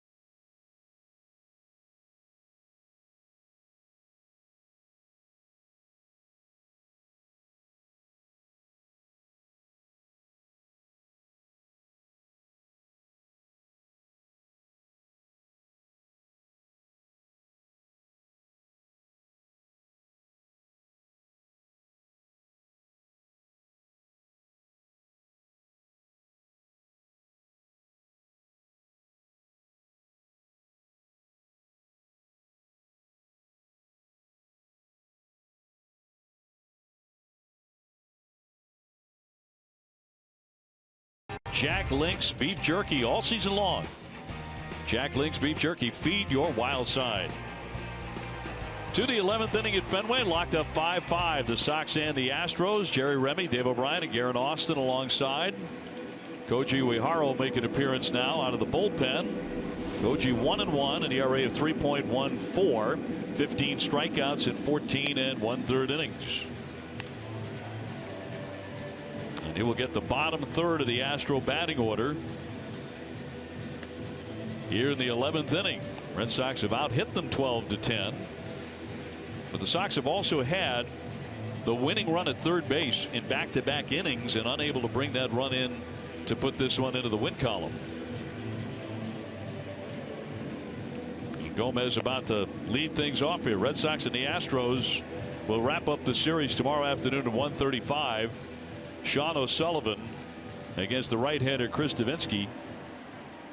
And the Red Sox hit the road for 3 games against the defending world champion Kansas City Royals.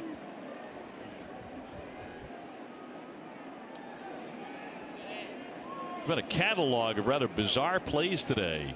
Yeah, this really has been an entertaining ballgame. You've seen just about everything in this. Still dying to know what happened when they sent a runner home that got stuck at a rundown. It was Gonzalez back in the 8th inning. That was a very strange play. I think I'm going to make my final decision on that because of what I looked at. I think it might have been a missed squeeze play. Missed squeeze. That's what I believe, because the runner at third base just took off, and you would think squeeze. 1-0 pitch, big hack and a miss by Gomez. Castro, the catcher, on deck, and then the center fielder Marisnik.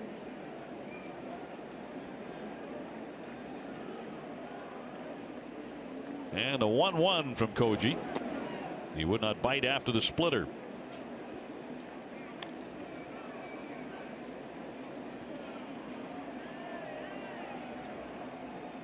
Due up for the Red Sox in the last half of the 11th inning, the top of the order again. Betts, Bradley, and Bogarts trying to be the killer bees. Fouled back 2-2.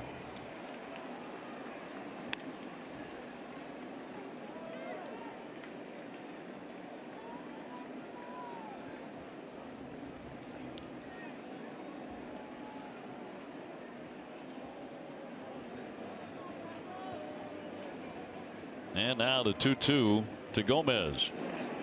And he left it up high.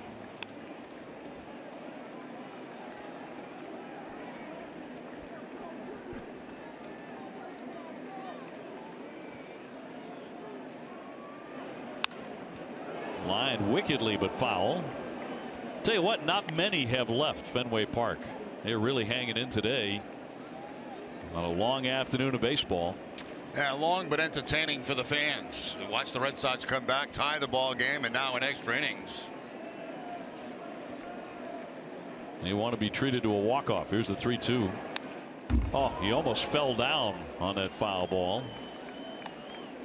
Yeah, Koji got away with one there. It was a high splitter that time, and the big swing by Gomez, but fouling it straight back. That's not where Koji wants that pitch, that's for sure. He was very fortunate. Trying to put away Gomez, the leadoff man in the 11th.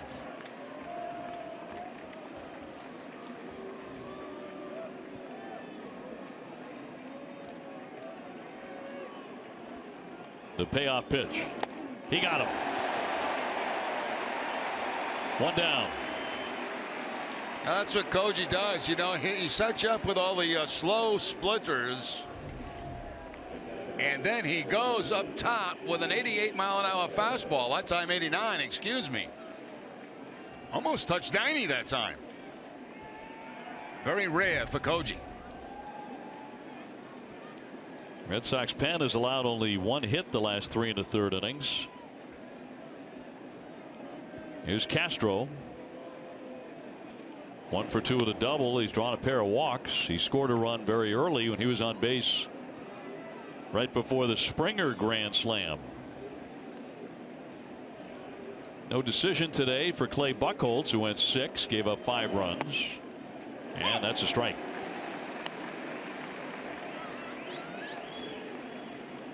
Castro 1 for 5 and with a home run against Koji Uehara.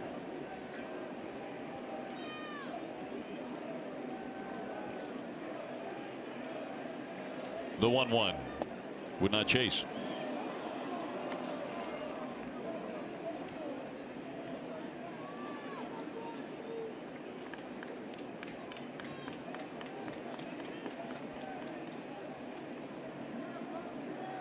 Two 2-1 to the lefty hitter, and trickle foul.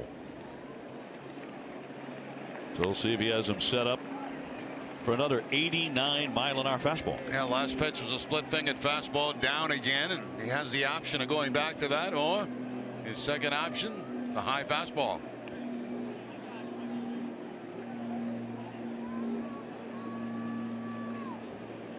Working with Ryan Hannigan. Splitter. He got him. Swing and a miss for strike three. Back-to-back Ks for Koji. Now that's vintage there. This is more where he wants it. He's left a couple up in the zone, but the ones that start out just below the knees, they end up around the ankles. Nice play by Hannigan behind the plate to play it on one hop, tag the runner, or the batter, I should say, and second out of the inning. Is Jake Marisnick, who's gone 0 for 4. 0 for 1 against Koji, who's hit him with a pitch. Nobody on base.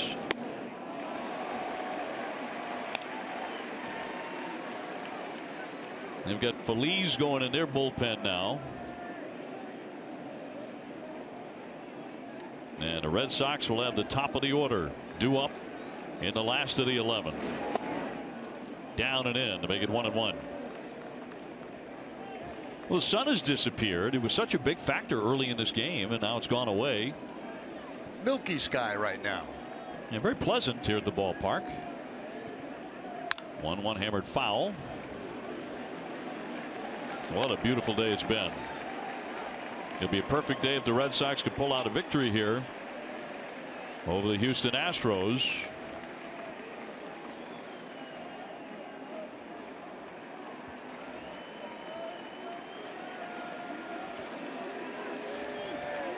Koji trying to strike out the side. He bounced it. 2-2.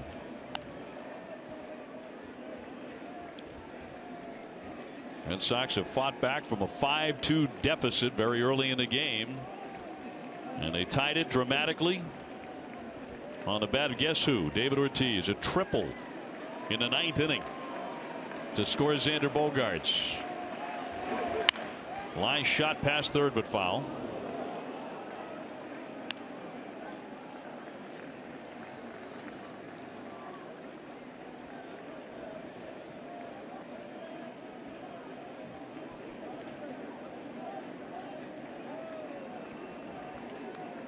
Altuve next. Should it get that far? The 2-2 home. Now 3 balls, 2 strikes. Well, you want to keep Altuve right where he is in the on deck area and not mess with him in this inning.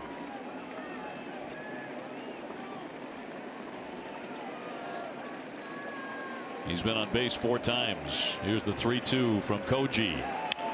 Popped him up into short right. Gonna be a tough play. And going out, and it's off his glove. It's going to roll toward the wall. It's a fair ball, and it's going to be 2 bases. Marisnick now in the scoring position. Excuse me, Hanley trying to make that catch like a wide receiver with going over his shoulder. Nobody else could get to it. Certainly Rutledge could not get there. Betts could not get there. So it was up to Ramirez, and it deflects right off the side of his glove.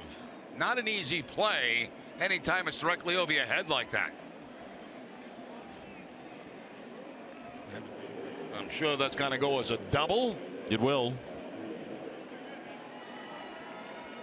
So Ramirez can't make the play, and that means Altuve is the batter. First base is open. They should walk him. Megano. And it will be an intentional walk here. It'll be his 3rd walk of the day. But the man on deck is driven in 4 runs today. George Springer on 1 swing back in the 2nd. So an intentional pass of Altuve. He was walked twice and singled twice before this.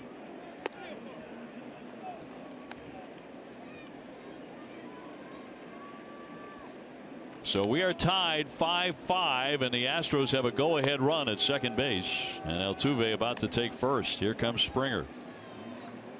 We go back to his grand slam in the second. Yeah, second inning, fastball inside. Takes it out of the ballpark for 4 quick runs. That's the last time the Astros have scored in this game back in the second inning. On that, they took a 5-2 lead. Red Sox have been chipping away all day to tie it up and force extra innings.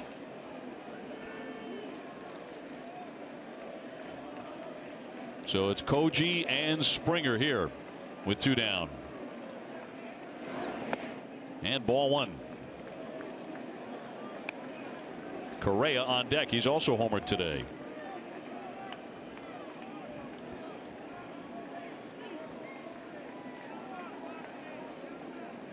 Marisnick at second after his bloop double. Altuve at first, and the 1-0 pitch. That's a strike.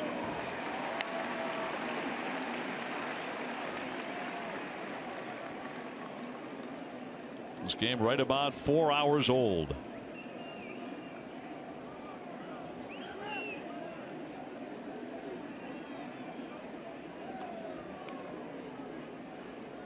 Koji's 1-1, and that drifted inside. 2-1. He's not throwing a high number of strikes. He's throwing 27 pitches and only 13 strikes. And a lot of splitters have been left upstairs, which is a little bit scary.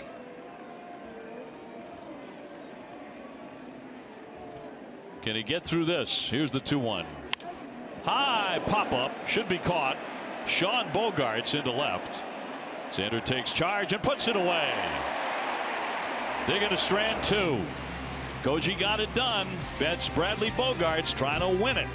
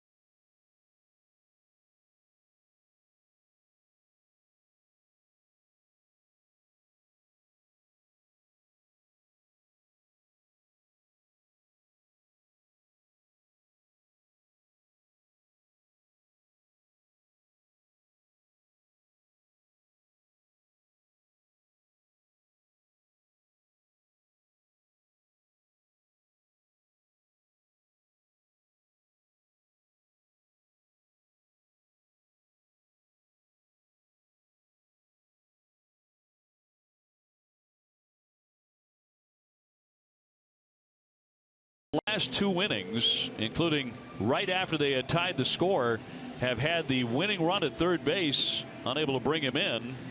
Now it's the top of the order. Mookie Betts about to lead things off against Michael Feliz. He comes out of their bullpen. He pitched the 14th, 15th, and 16th scoreless innings in their victory over Cleveland the other day. He allowed only 1 hit, and he got the win, his first as a major leaguer. And the impressive number there, 20 strikeouts for him on the season. That's in 13 in the third. His first couple of appearances of the year, he was hit hard. He gave up 9 earned runs, but now he's become a strikeout machine. The Sox get Heath Hembree going in the pen. But they're trying to win the ball game now in the 11th inning with Mookie Betts to lead it off, then Jackie Bradley and Xander Bogaerts. And if anybody gets on, Big Papi again. David has 2 RBIs today. Mookie has 2 hits. He has singled and doubled. Little roller on a check swing. Altuve will set him down. That's a frustrating at bat. Certainly is. You know, you're in a tie ball game, you're in extra innings, and that first pitch, you kind of change your mind halfway through. That's exactly what happened here with Mookie Betts. He starts at it and then wanted to stop.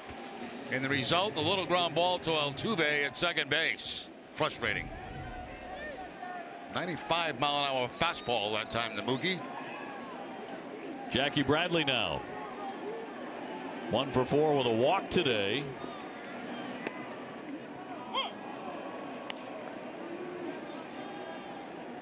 He immediately ran his hitting streak to 20 consecutive games with a single in the first inning. And he hits this one gently back to the pitcher. And Phillies will underhand toss to get him. 2 fast outs. That time an off-speed pitch, a changeup that time from Phillies. So he's got that fastball at about 96 miles an hour. He's got the changeup at 88. And had the Jackie out front of that one. Just a little tap back to the mound. And the underhand flip to first base for the second. Quick out. Here's Xander Bogaerts. He has 2 hits today, a double and a single. Reached on a fielder's choice in the 9th inning. And he scored the tying run on the triple. First one in about 3 years by David Ortiz, who has come to the on deck area. Last half of the 11th. And a 1-0. That's downstairs.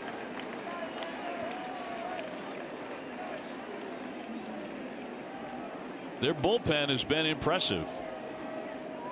The Red Sox pen has been just as impressive on this day. Here comes the 2-0. Pounded in for a strike. Yeah, the bullpen did a very good job for Houston last night too in the game against the Red Sox. Bases empty, 2 down. And he loops that one foul. That'll be over the top of the Red Sox dugout. Well, we've seen the fastball, the slider. The last pitch was a slider, and also the changeup from Phillies.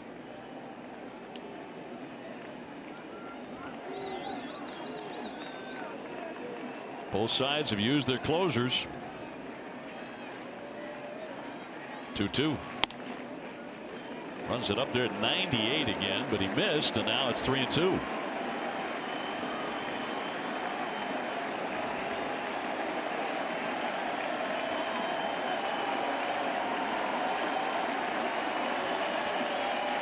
Three-two pitch. Base hit into right field. Third hit of the day for the X-Man. And the Red Sox get the inning to David Ortiz again. You know, there are times that it just looks like Bogaerts can do that anytime he wants. And that brings up David with 2 outs and a man on first.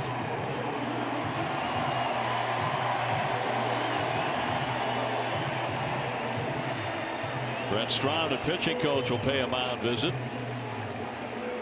David has driven in 2 today with a home run and a triple. Well, David Ortiz, early in the ball game, the home run.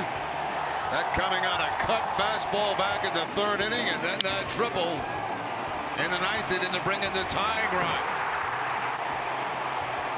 Bogaerts scoring the tying run, and the slide to third base by Ortiz. He's all fired up.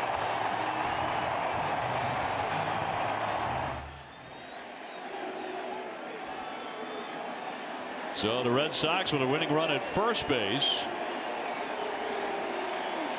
With 2 down in the 11th. This will be power against power. He started him off with a changeup.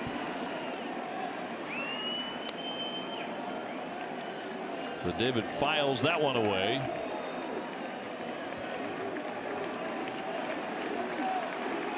Comes the 0-1 from Phillies, and that's low. Back-to-back off-speed pitches. So if you're David Ortiz, are you looking fastball right now? I'm not sure he's going to get one unless it's elevated.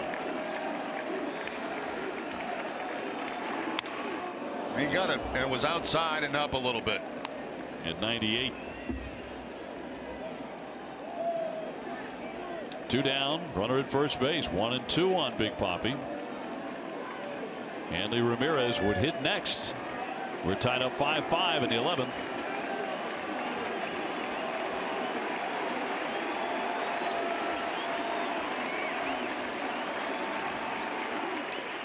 Down and in. It skips on past the catcher.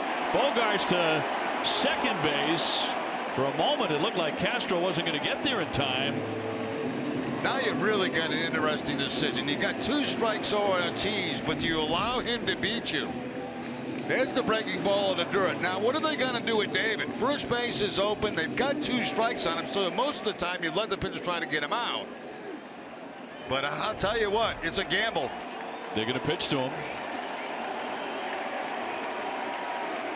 David with 19 career walk-off hits, and he has a chance for number 20 as Castro will pay a mound visit.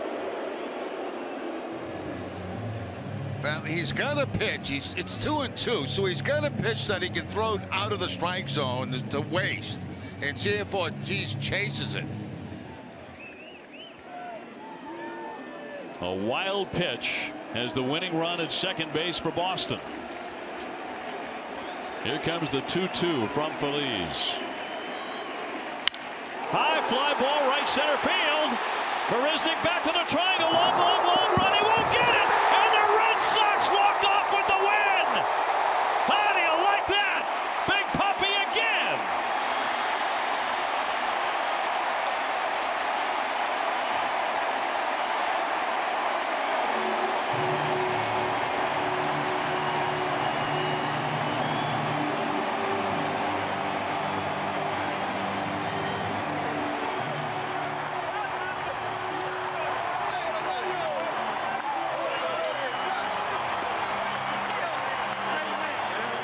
David Ortiz, an extraordinary final season in the making. He ties the game in the 9th with a triple. He wins it in the 11th with a double. And that's a record setter. That is his 600th double. That ties Hank Aaron and Barry Bonds as the only players in history with 600 of those and 500 homers. And he carries the bag, second base off with him. And that's the reason why. A record setter. What a moment.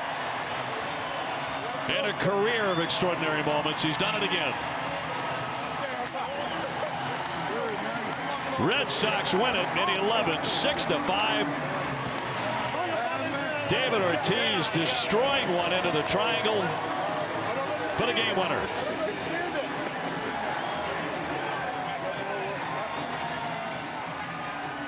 Time and time again. This is the 20th time he's had a walk-off hit. That looked to me to be a changeup, and it was, and it's the second time he saw that pitch and that at bat, and he was not fooled the second time that he saw it. Good job staying back by Ortiz. The long fly ball. The only question was the center fielder going to be able to catch up to it? The answer, no. Bottom of the wall game.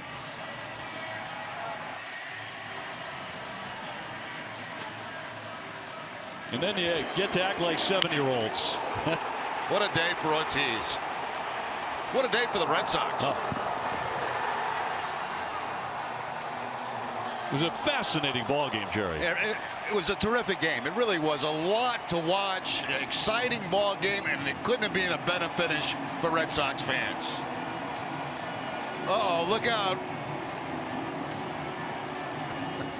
Let's go down to Garrett. All right.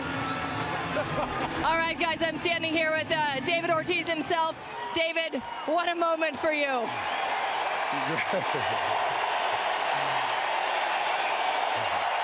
Hey, you know, hey, when we're playing at home, you know, it's just, you got that wonderful feeling coming from the fans, you know, it's always great being home. You guys fought for this one. What does that say about the perseverance of this team? Hey, you know, I told you we got a hell of a team, and we're going to keep on fighting, man, until the game is over. And David, I got to ask you, are you sure we can't get you to do one more year?